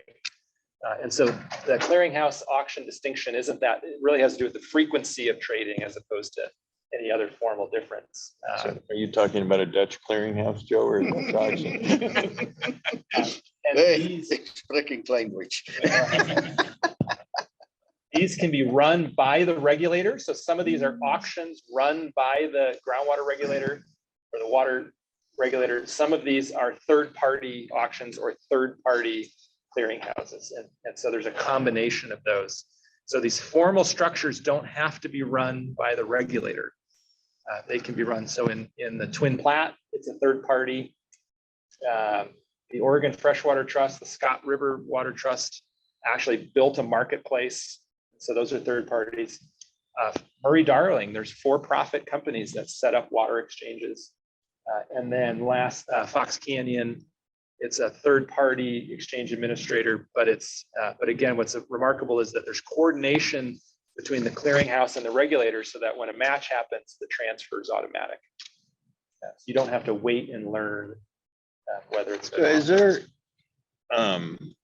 operating rules for either of those auctions or clearinghouses that are available? Yes, yeah. And so if you're interested, I will, so we're starting to create an online resource. So for example, I have all of the rules and regulations for the Central Kansas Water Bank. I have all the rules and regulations for one of the Murray Darling exchanges. Obviously, I have the rules and regulations for the, and Fox Canyon drew heavily on those other examples. And so we'll build an online resource so that you can browse those if that interests you. And so it's not, some of this, there's these formal market structures, there's just a lot more information available, right? And for example, the Westlands, you can look up the contract right now. It's available online, and we'll post it in a folder for how that auction was facilitated, right? What the rules were, how you submitted. It was a sealed envelope reverse auction, right? You said what you were willing to sell for. The cheapest offers were cleared first. But they didn't. It should be noted. They did. Westlands did, but they were It didn't. very undersubscribed. Right? Yeah.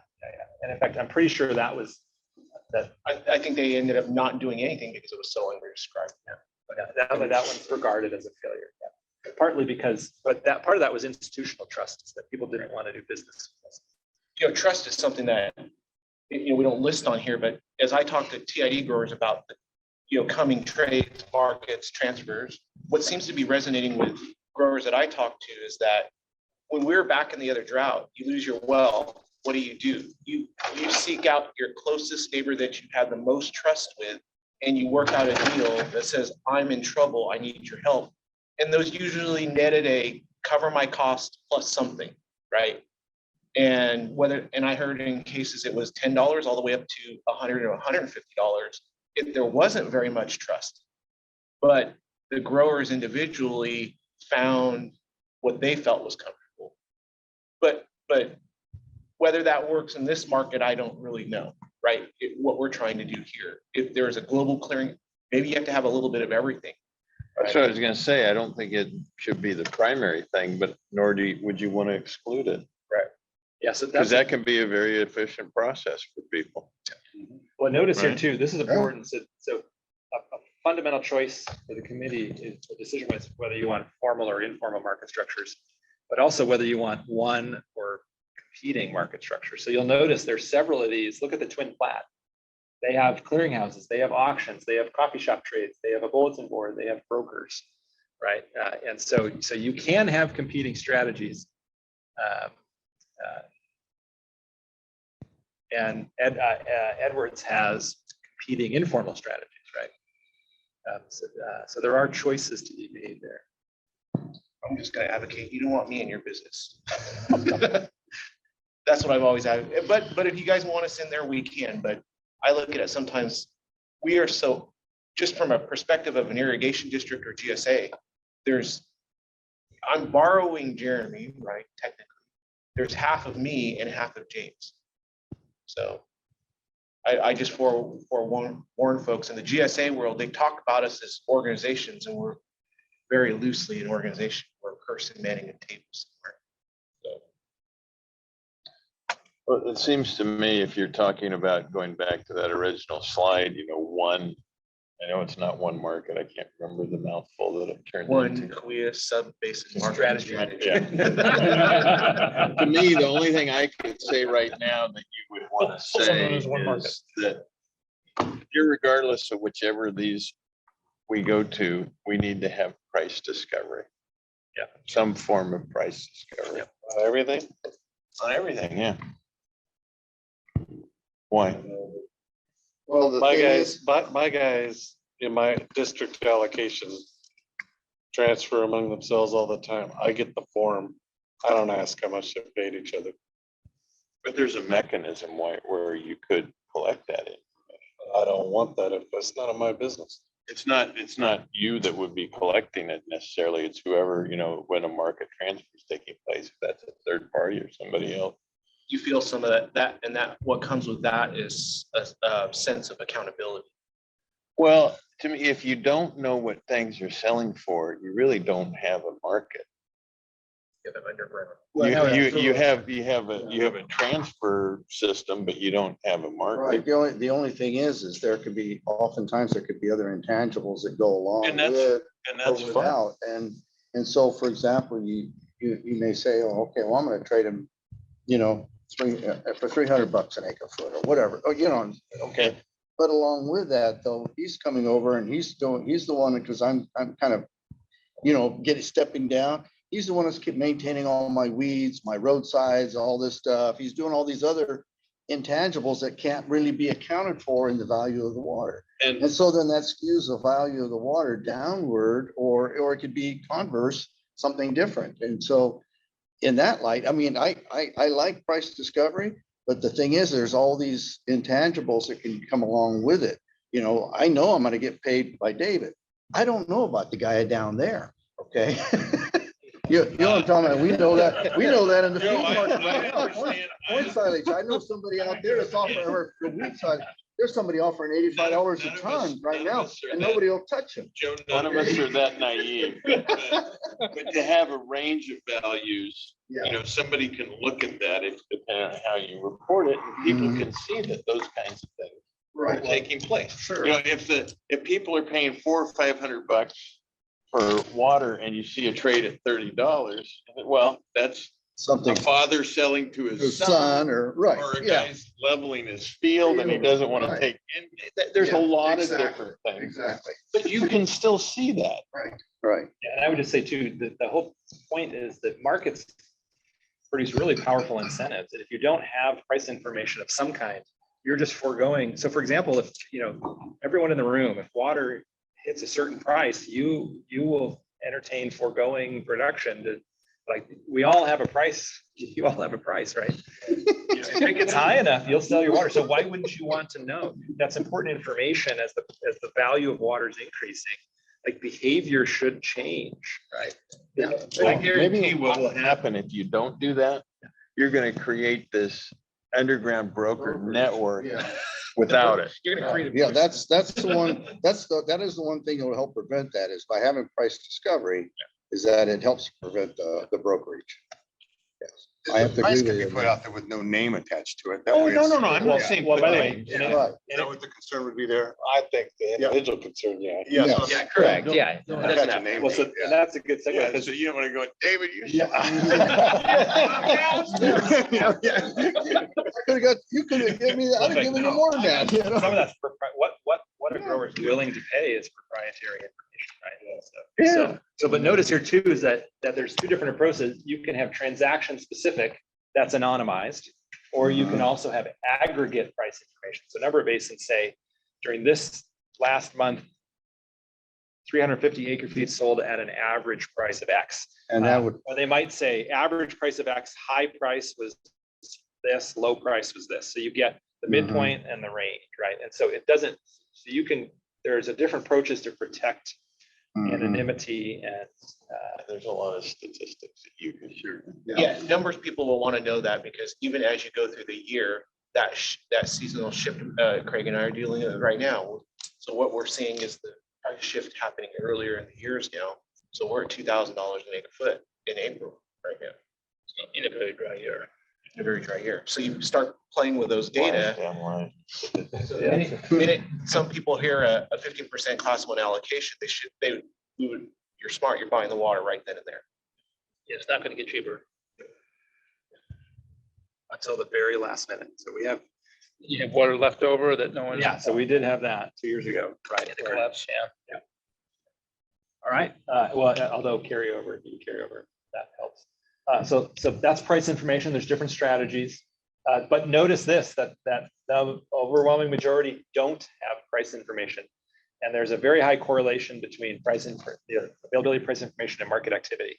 So where there's very little price information, there's also usually just very little, people don't know how to make water use decisions, right? In a market framework. You kind of made the comment that having price. Pre-sigma or adjudicated, I don't know that that's gonna be the case. Fair enough. Yeah. I made the comment, Matthew, that having price information provides an incentive for people to come into the market because they see what's occurring with the value of water and what that means to them in terms of the assets they have, and choices they make. So from an economic incentive point of view, I think you're viewing that price reporting, whether it's full transparency or some aggregation, is important data over the long term for a healthy market. Yes, I also think it's important immediately. Right. You want to know what the price is doing right now, right, in terms of coordinating. But that history also will allow farmers to plan. My question, more of a hybrid on coffee shop, a bulletin board so people can find each other that may be smaller, aren't a bigger guy. And then potentially a clearinghouse as well. So that would be for sure your price information would be on a clearinghouse as opposed to, and maybe the guys doing the coffee shop deals can look at, okay, well, this stuff went on the clearinghouse. So Yeah, I think you still need to report all that information because otherwise you could get in a situation where that's the only, you need a certain amount of willing, buyers and sellers. And it may be that most of that is happening, through the coffee shop and that kind of stuff. Then all it takes to, if you have hardly any liquidity to it and you set up this other one, you can have some guys easily manipulate that. manipulate what they're gonna tell you they paid at the coffee shop to.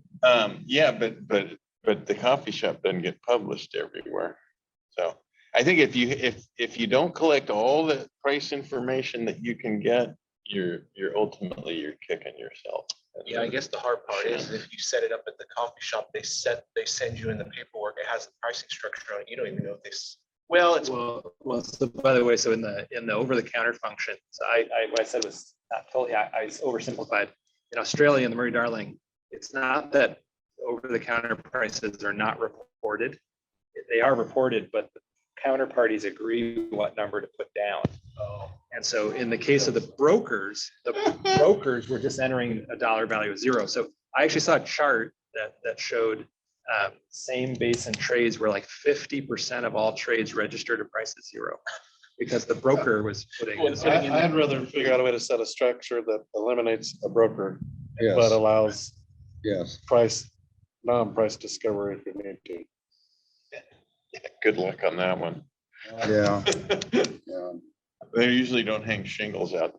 And I think I get both sides of that because I'm on Craig's side because I'll be very honest, on our surface water trades, there are price discovery folks out there. Yeah, and we are very, no, this is district, you don't get the sale price on this. However, I seen what you're saying, and if I'm a 20-acre grower out there and I'm short and I need the market to survive, and I got to go buy water, and I don't know anything. The potential of me getting harmed financially is pretty significant. Well, the other one is that if you desperately need water and you want as many potential sellers drawn into the market as possible, that's only going to happen if sellers know what the prevailing price. That's because like right now in East Thule, I've got surface water ranches and I got plenty of water, probably forever. But I'm not gonna put it out there because I don't, what's it worth? You're gonna hold on, well, maybe eventually it'll be a market, but so I agree. I think the price discovery is important to getting more people into the market. And what you hear is the differential between a management district rep who reps the supply and the user of water supply. So we as managers are risk averse to giving your information out. We've been taught that and ingrained that. Yeah. But you as a landowner need information to make your decisions. We're have to figure out what the practice that works. Yeah. So, and at the end of the day, I'll say just as a district manager, you guys override us. So if you say price discovery is what you guys are looking for, that's the right decision in my mind. But right, Craig, you and I have been trained, we've been trained. Farmers are telling me they want to know what it is, fine, but I'm not gonna make that decision. Yeah, we start with, no, we can't give that information out. Yeah, and you're just foregoing a bunch of the potential benefit and gain from market transfers if you don't. It's the whole reason markets do what they do, right? This is why. Well, that's why the stock market, you Well, go but that's- in and out of the stock market based on That's what part it's of the doing. advantage of having a forum where people can post, okay, I've got this much water to sell, I want this much. And other people can also post, in that same format saying, I'm looking for so much water, I'm willing to pay this much. If those two could contact each other and come on to an agreement or something, but at least here's the offers, here's the puts and here's the other way. You know what I'm talking about? So I think what I hear from Joe is if you just had the thing, you'd have price discovery, at least the seller. Right. I totally disagree. No, You don't. People gaining it? What actually got it? It may be two people that are, one's trying to sell apples and the other one trying to buy oranges, given all the other things that go into this. So But I mean, how do we get price discovery right now in commodities and so on? Do you follow me? Not every sale or not every transaction is recorded, but some people are sharing that information, whether it be through some sort of market reporting or whatever the case may be. And then you get this Commodities is consensus. the other extreme where there's very, very rapid. I'm not talking about on the board he's talking about commodities. alfalfa or the Alfalfa or prices, corn or silage. silage or whatever, those kinds of things. No, I just think, if a lot of growers would, if they had made a trade with the neighbor or whatever, and you had to report the transaction cost, and then maybe you report what the estimated value was. And some of them are going to report it honestly and some are not, but the more you tell people, the more accurate that is, the better it's going to be for you as a seller and buyer over time. I think most people will do it. Right. Well, if you want to get to the nitty gritty of it, there's an honesty in the reporting and the rules and the regulations that govern that marketing strategy would say, we find out you didn't, report properly, you're out of the market. You're banned from the market. I don't know if you go to that extreme. Just to give you, You don't want to tell them price, but you want to tell them that. Yeah, wait, let me take some back up and erase it about 30 seconds. so to give you a quick counterpoint, so the Twin Plat pioneered this. They were the first to use an aggressive algorithmic pricing strategy where they said our goal is to get people to reveal their true price, to get rid of all the strategic, the games we play on eBay in the last minute as you keep driving up your offer, right? So what they did and what we just adopted theirs wholesale. What they said was that during whatever trading period is annual, quarterly, weekly, people submit bids and offers and we match the highest bid with the lowest offer first, right? So the idea was we want to create an incentive that we're going to reward the person who's willing to pay the most by matching them first with the person who's willing to sell for the least. And then we're going to make the clearing price the midpoint. So they're going to split that. So we're going to start with the biggest spread we can find and we're going to make it the midpoint and we're going to make them both better off, right? So the idea was to incentivize revealing what's your true price. What's your real reservation price or what's your real maximum willingness to pay? And obviously, if you report if you submit a bid that's less than your actual willingness to pay, you're less likely to be matched, and you're going to be matched with somebody who's higher up from the bottom, and you may actually be made less well off, right? And so this is what we've done now for 2 years. And growers really, really like it, right? So it does give you just tremendous price discovery because you're incentivizing. And so we report the spread, right? And then also the clearing prices. So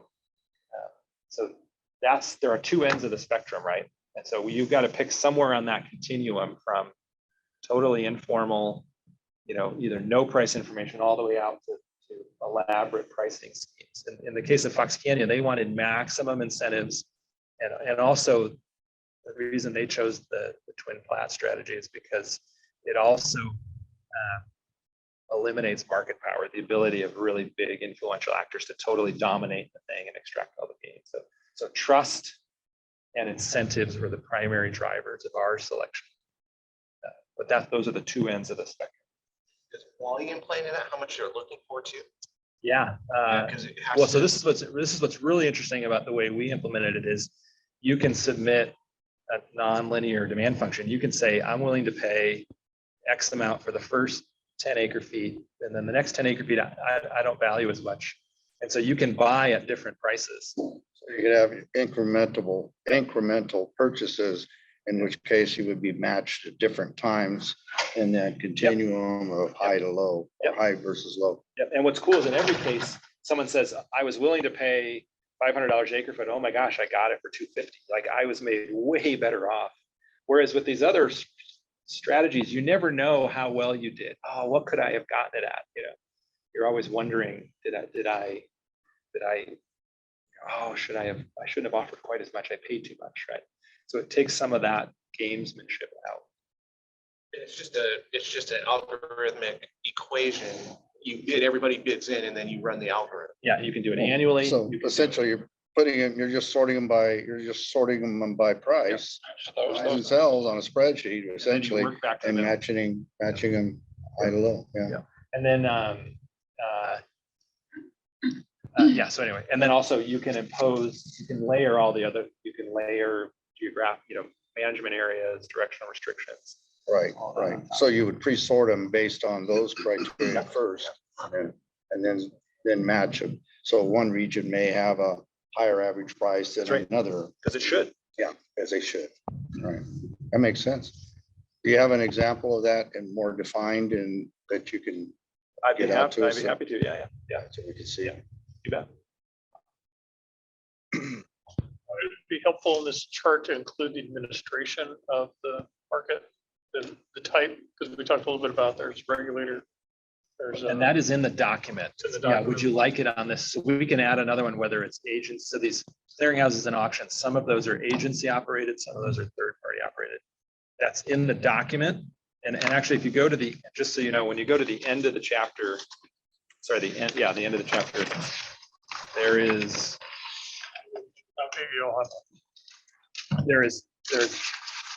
a table at the very end, table 3, and you'll see it's on page 17, table 3, type of exchange, and then it shows formal auction, agency operated, formal auction, private third party, and then there's both agency operated and private third party clearinghouses as well. Just so that's all in the document. Probably need to. Yeah, just a time check, folks. Well, this is the most important one. So what's nice is that we can go much more quickly through this. So we are going to go over, if you guys don't mind. I mean, I think. The meat and potatoes of why we're here. Yeah, and it's interesting because we were having this discussion on what does this presentation lead to before we even realized what we were doing, you're getting into the kind of you're finding the path that it's when you read this document, I think the goal was this triggers the decision-making process. And we were the questions, the extra questions, and then the questions. So I'm seeing it happen in real time. Like, I'll show you some price information in Fox Canyon, how all that works. So maybe another half an hour if you guys can afford that. You gotta leave in about 20 minutes. For 20 minutes. All right. So the other one. To keep in mind on price discovery, what if I'm transferring pumping credits for water, for real water? Molecules. It'll be an unbalanced transfer. There won't be probably any money attached potentially. Well, this gets to in here, it's not in the allocation system. When you get into the document, the allocation system usually implies a particular unit of trade. You have to decide what it is that you're going to trade. And so transferring credits for allocation, there's different things that could be traded. You might just decide we're going to only trade the simplest thing. So what we trade in Fox Canyon is 1 acre foot of groundwater pumping allocation. There's people who have turnouts on surface water delivery. they can take extra surface water, but the only thing they're trading is their groundwater allocation. So they're trading that in lieu. So you can figure out exchange ratios for different things, or you can just say, no, we're going to trade the simplest thing. So those are different, there's different strategies. So terms of transfer, this one, most basins make the decision on whether to allow temporary transfers, permanent transfers, or both, really based on the concerns about adverse impacts, about what will happen to land use, what will happen to third parties, what will happen to environmental resources. And so, but you'll see there are basins that do temporary only, there's basins that do permanent only, and there's a whole lot of basins that do both temporary and permanent transfers. So there's some discussion of that. And again, usually those decisions are moderated by concerns about mitigating adverse impacts.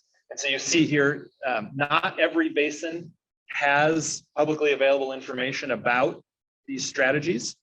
So some of these basins have some of them don't need it, right? So like the Central Basin, it's basically like two very large parties do most of the trading. And so they don't necessarily need rules. And that's also an relatively urban area. So they don't need elaborate rules.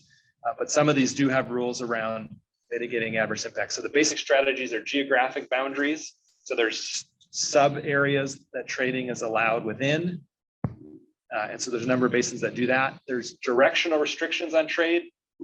Pumping can only be transferred in one direction, not in the other. So for example, in the Edwards, you can only transfer pumping away from one of the rivers in the Edwards aquifer. You can't transfer pumping towards the river because that would, there'd be groundwater, surface water interaction. Let's see, in Fox Canyon, we have geographic boundaries, but you can allow transfers between the different sub areas, but only in certain directions. So you can also layer directional restrictions and geographic boundaries. Some use really elaborate exchange rates. So this one's interesting in the Twin Platte, rather than doing, what the Edwards does is a more crude effort. So directional restrictions are more crude. You cannot transfer pumping in certain directions. The Twin Platte takes a more sophisticated approach where it's an exchange rate. If you want to move pumping towards the river, you have to retire, for example, two units farther from the river in order to pump one additional close to the river. So there's exchange rates. And then you see here adjudicated basins overwhelmingly use, not overwhelmingly, where they use any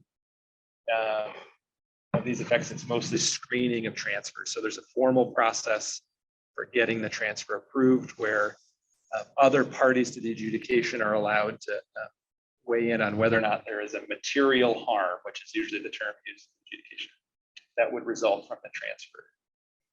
So those first four columns are all around various kinds of geographic restrictions. You'll see there's a couple basins, there's only two, Fox Canyon and Twin Platte, that have rules to reduce market power. So that's an adverse impact where one party extracts all of the gain from trade at the expense of the other party. These are voluntary transactions though. So ultimately, even where there is market power, unless they're being coerced into participating, that's more about the distribution of benefits, right? Some people will benefit more than others. And so those are these are mostly rules, you'll see. And then I include this under mitigation of adverse impacts is about developing strategies for responding to unintended consequences as they're discovered. And so we did something I'm not aware of any other basin doing, which is doing a series of test markets where there's a planned process of learning and adapting. So I wasn't able to find any other basin that did something similar, although we were heavily, as you've heard, we were heavily influenced by what happened in the Twin Platte. And so I was surprised to not find anything about pilots being done in the Twin Platte because their approach was similar to what we did, but I didn't find any other pilots. So we did pilot markets. Anyway, so that is the entire overview that we wanted to share with you regarding the existing water markets chapter. So we've already got some great feedback, things that we're going to report to you on, resources we're going to provide. As you're reading through this, continue to make comments. What else do you want to learn? What would you like us what other information and resources you'd like us to provide for you. What didn't we think of? What's been left out that needs to be in this? So we are excited to hear that feedback. Again, I think Matthew laid it out. We're asking for comments on the document in the next 2 weeks. Incorporate those comments, and there's 2 ways to do that. In the share file, you can just log on to that, do the changes within the share file, or you can write on a document and get it back to me, PDF it to me, or just drop it by, and we'll incorporate the comments into the document. But we're setting a time frame for 2 weeks from today. Candrail will do all the edits that are you mark up by hand. This document in here is different than. It's abbreviated. So one of the challenges we had inside the chapter, and you can see Aaron did this accordion print, but even with that, yeah, so this is simply abbreviated. Some of the columns are condensed. Okay. Once So we that's get it into a final format, we'll give it to a graphic designer. Yeah. Get it done. Single sheet. This SharePoint file, the link, we should have that somewhere. We can send it back We'll out. resend it to make sure it's obvious. Okay, yeah, because I can't recall seeing it now. So one thing I just wanted to highlight real quick is, again, how, let me show you this flow chart real quick. So real quick, we talked about these guiding principles, and the reason we went through that activity is because those guiding principles provide a framework for decision-making. So for example, when you're talking about market structure, whether first of all, you're going to have a formal or informal market structure, whether or not you're going to have a single market structure or competing market structures, some of those guiding principles will weigh on those decisions, right? So we identified flexibility, transparency, equity, and inclusion. Each of those guiding principles has something different to say about the appropriate or best market structure, right? So flexibility, if you just look at Twin Platte, you might argue that the most flexible one is the one that allows growers to choose which strategy is best for themselves, right? An alternative definition of flexibility would be the one that produces the strongest participation, right? If there's a bunch of choices, but there aren't any market participants, that's not flexibility at all, right? But flexibility has something to say about what the right market structure is. Transparency, some of these strategies are more transparent than others, and some of them are more equitable and inclusive, right? In particular, we have struggled, the big thing we've struggled with from the beginning is market power, right? The undue influence of these really big agribusinesses. So that has something to say about the strategy. So that, when we talk about price information, transparency and equity and inclusion have something to say about price information. Now, where we're headed, and this is just a sort of, this will be visually overwhelming here momentarily, I apologize, but so we have an allocation methodology coming out of the water accounting framework. This committee will need to make some recommendations around allocation flexibility. Ultimately, GSAs will make decisions about allocation flexibility, but this group should make recommendations about the flexibility measures that are compatible with the marketing strategy. We've decided these guiding principles, and then we're going to use those two things to start making some recommendations about market structure, whether it's informal or formal.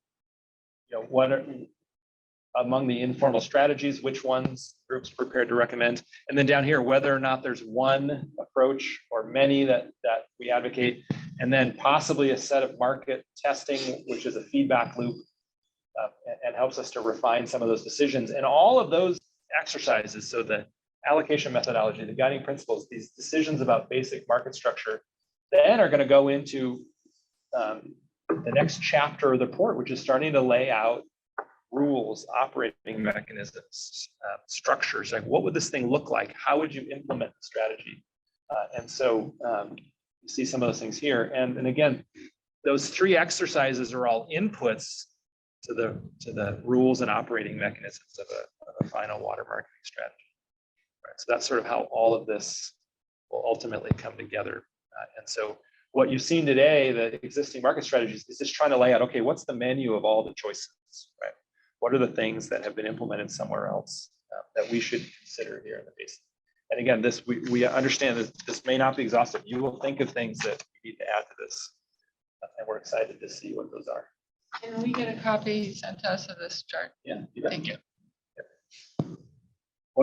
As you were talking about market pricing structure, I was just, what came to mind too is trying to find that medium ground where we're getting price discovery without public maybe facing price discovery, is in the participation in the market. A market participant can see the pricing structure, but the market powers outside of the market cannot see the. Now, can they get to it? Probably through elements. Yeah, but for all practical purposes, once you're within the market, you have access to tools and. So you'll find this really interesting. So in Fox Canyon, growers were really concerned about the fact that the GSA is subject to Public Records Act requests. And so that was one of the reasons they chose a third-party exchange administrator, because then certain pieces of information were outside of the public realm. And so ironically, the exchange administrator sees information that the GSA doesn't see. Now, the GSA has to be okay with that. And in Fox Canyon, they were. That's why the irrigated lands program was established, because your private information is protected under private association. Yeah, although an agency can audit, what's nice is the agency can audit a third party at the first sign of any conflict or malfeasance, right?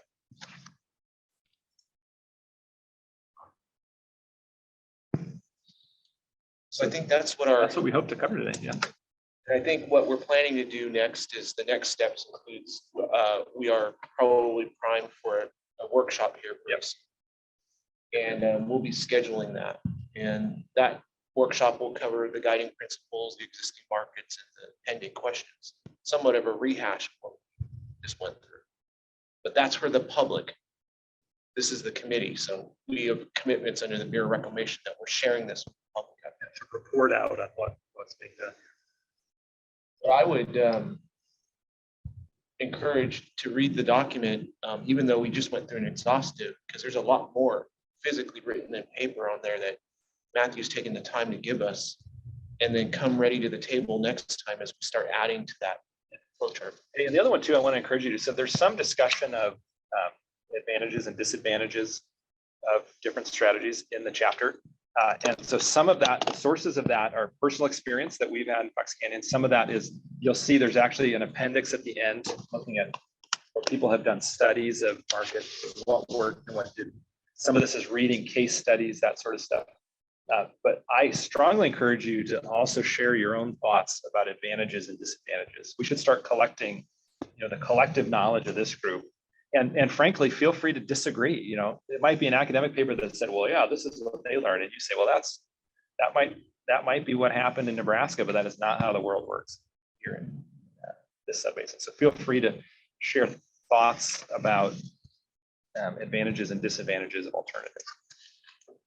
And for those of you that it sounds like are in existing markets right now, if there's things that you witnessed, or it would really help us learn here. Yeah, we've got Antuli. That'll be really informative. And from a Sheet has it all laid out. from a scheduling standpoint, I think at the last meeting, we moved this to a Tuesday to accommodate some schedules. And I think that we were looking to hunt for a permanent move off of the Wednesdays, because that created some conflicts for folks. Is Tuesdays, the fourth Tuesday of every month in the afternoons available? Read it. So the fourth, Tuesday, yeah, I mean, we could do the same thing, meet for lunch, then get into it. And That would be the afternoon the best. so the next one would be the 24th, is what you're saying? Yeah, 24th, probably, I'm thinking what we're doing, we better move this thing up to eat lunch at noon and start at 12:30. That works. Yeah. Yeah, it seems like it'll work, yeah, for me as well. The reverse for you folks, especially if you're on the farming side, when what's coming, it's going to start getting busy. The reverse is we put it later in the afternoon and have dinner at the very end. But it's up to you guys, right? Because I know the way it goes. We're now interrupting the middle of your day. So you're going to jump out of here. You can go do a few things. Or, I have a suggestion. We eat first. okay. Because when we run over, Then we run into trouble. people will have to run without eating. Yeah. So what, would you rather just do the lunch? For now, I think it will work. But yeah, Okay, we'll do that. we can The evaluate. location will be determined at a later point or later time or I what? think we're gonna just try and keep having it here. It works well. And we have access to it. Better than the shop, yeah. And it's gonna be a lot better than the shop. Next month, probably. Yeah. So I had one question real quick, just, I mentioned, I left Aaron a message and you called me back and I never got back to you. Early on, Valerie Kane talked about the rights, land, water rights, the overlying rights.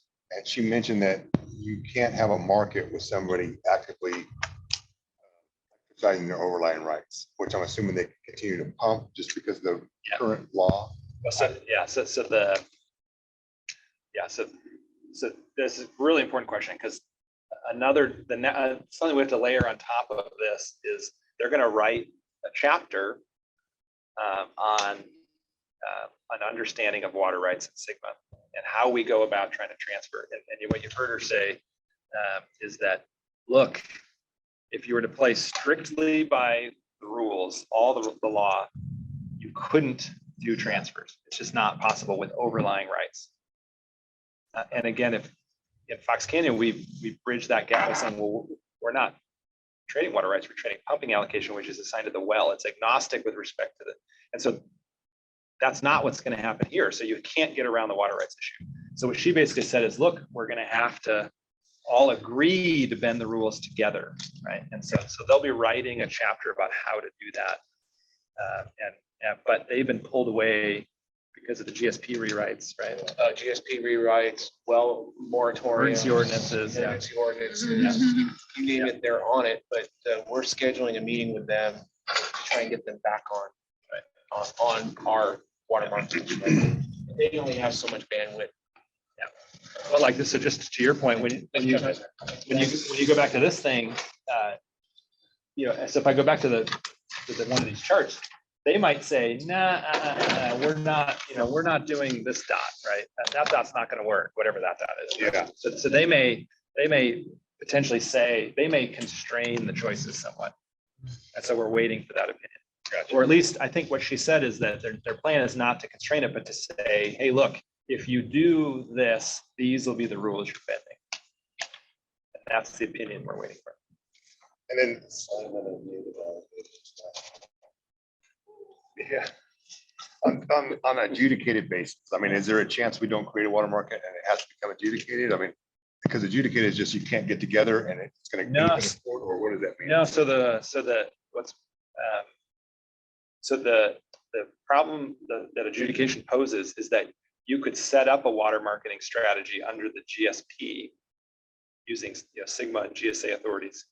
The GSA passes all the ordinances and everything to authorize the market, and then someone pulls an adjudication, and that upends the water marketing strategy. That's the risk, right? Because the allocations could change, and whatever physical solution the court approves may not include the same market structure.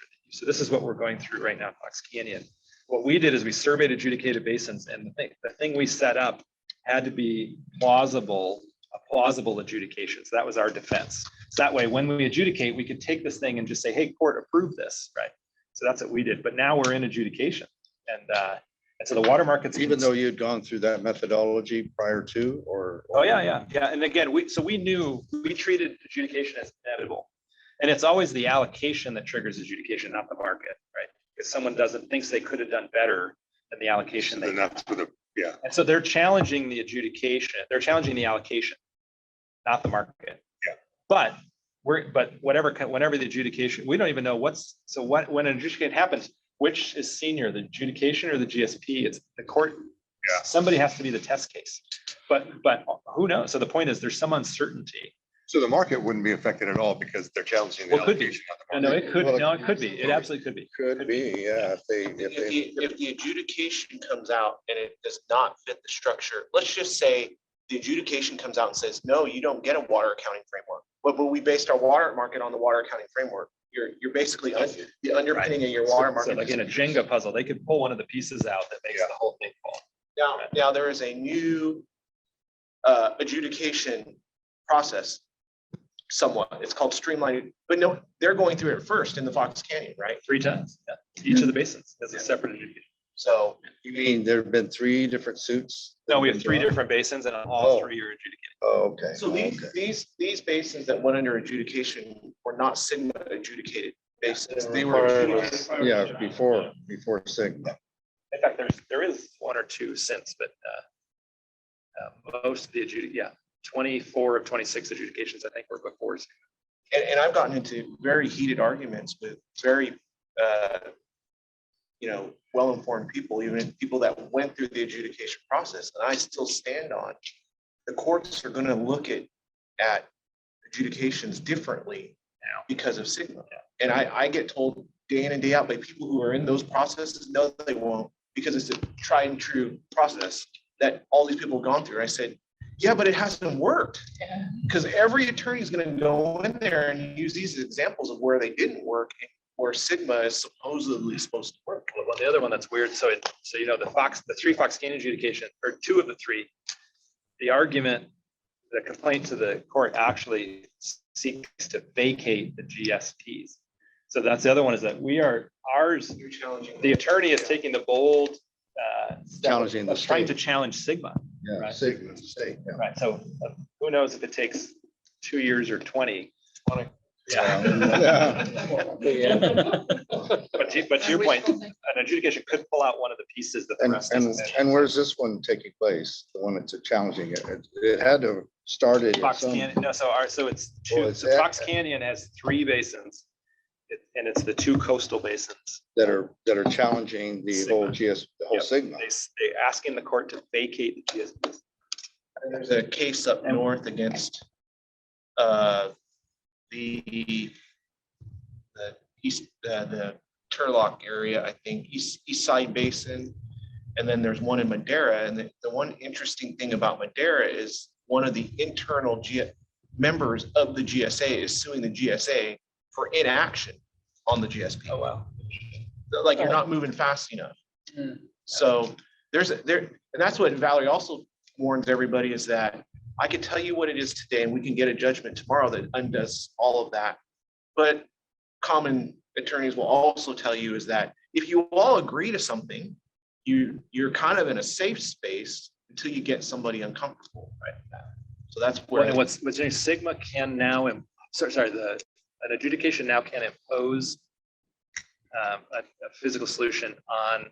It used to be you needed unanimity, and I can't remember the ratios now, but something like 51% of landowners and 75% of the water or something. If you get those two to agree, you can impose the solution on everybody else. So yes, Craig just pulled this up. So this is the Oxnard Basin. So this large one right here is the one that has active basin-wide trading. There's 3 management areas. So it's broken into 3 sub areas. This is the initiated adjudication. And those are the 2 that are seeking to vacate the GSA based on the allocation methodology. So we use historical use. And one of the dirty secrets is that one of the large packer shippers bought land that had no allocation on it. So they are high and dry with land that has no water. So they don't want a historical use Premise. So then this is the Las Posas Basin, which actually initiated its adjudication about 3 years ago. They are not seeking to vacate the GSA. They're actually seeking to impose an allocation methodology that stakeholders. So what happened there was that stakeholders broadly agreed, like 95% of all landowners agreed to an allocation methodology. And then what happened is, these are hillsides here. There was some unexercised rights along the hillsides up against the Santa Susana Mountains here. And so it was some of the unexercised rights holders said, wait a minute, and so a very small group of landowners was able to push that basin into adjudication. It was the very first, I believe it was the very first basin to pull adjudication under Sigma like 3 years ago. And there's no end in sight. It's not clear when even that one that's been in process for years will be resolved. And a lot of the water accounting framework tried to, Sigma says you can't change ground. I mean, it's one principle under one of its guiding principles, you can't change water rights. Well, we can't change the water rights. You have to understand the water rights. That's where the the 3 attorneys and the 3 managers started 5 years ago. What are the water rights? So when we got to that, we started talking about native yield. It kind of said, okay, well, if everybody has a common bucket that you should all get, it scrubs you of that historic use. Because you get a native yield. So even ground that hasn't been farmed has something on it. Greg, do you have the authorities? We call it a negotiated native yield. So the surface water users agreed at the table that if you take the true native yield, someone's still going to trigger adjudication because that number is so low, it's not realistic. So that's why it went to 10 inches. So there's left behind water in the system. You think they'll start attacking some of the other like appropriative rights and all the, I'm talking about all these other rights. And when they start, when they go into adjudication? Well, that was the hope. It's always just a hope under the water accounting framework. And what seems to resonate with folks is you get to take out what you put in, right? It's just like I tell people, you operate your car, you can only drive as far as what you put the gas in.